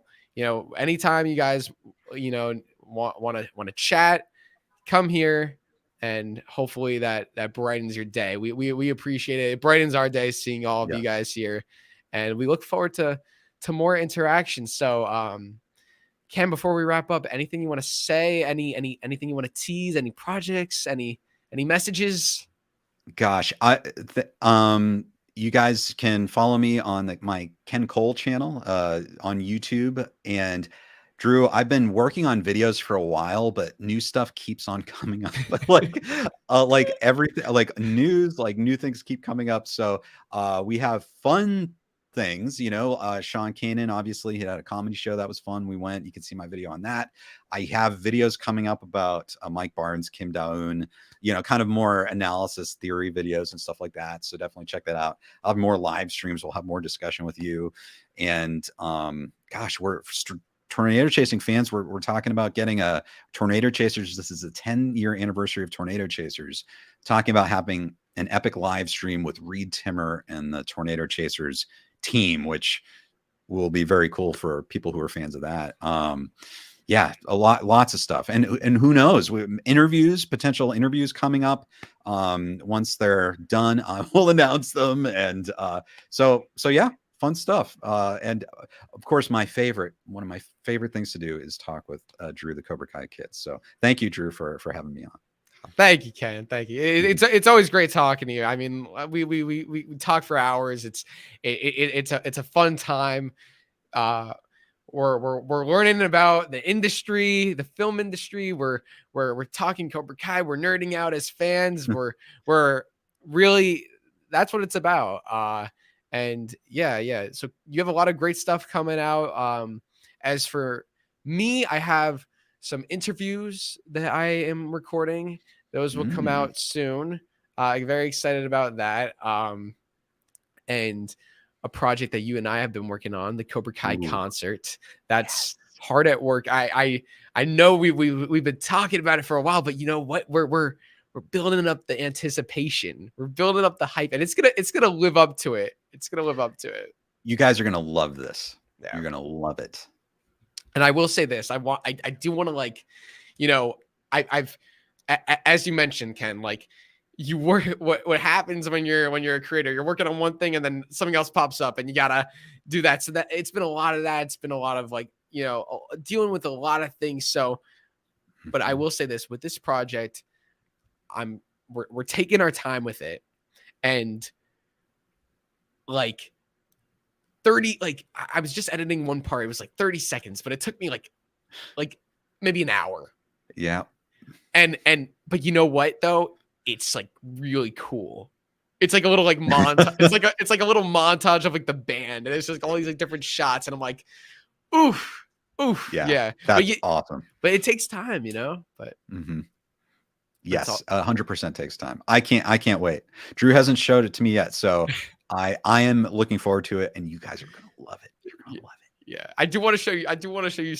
Maybe I can show you like a little bit of some stuff. Okay. Like, without, I don't know, unless you want to just like completely just. I don't know which way to go. I'm like, I'd love to see it, but at the same time, I'd love to see it all together as well. So yeah, what we could talk about that. I'm excited either way, so I can't wait. I could tell you what I did, and you could tell me whether or not you want to see it or wait for it.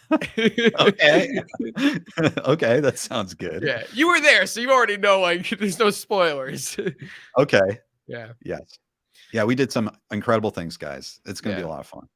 And looking back at this footage, I have to say, like, your filming was really like top notch, especially like for the montages that I put together. Like there's one part in particular where I'm editing like footage of the band, and you get some really nice shots, and when it's spliced together, it just like it looks like it was shot with multiple cameras. It's really good.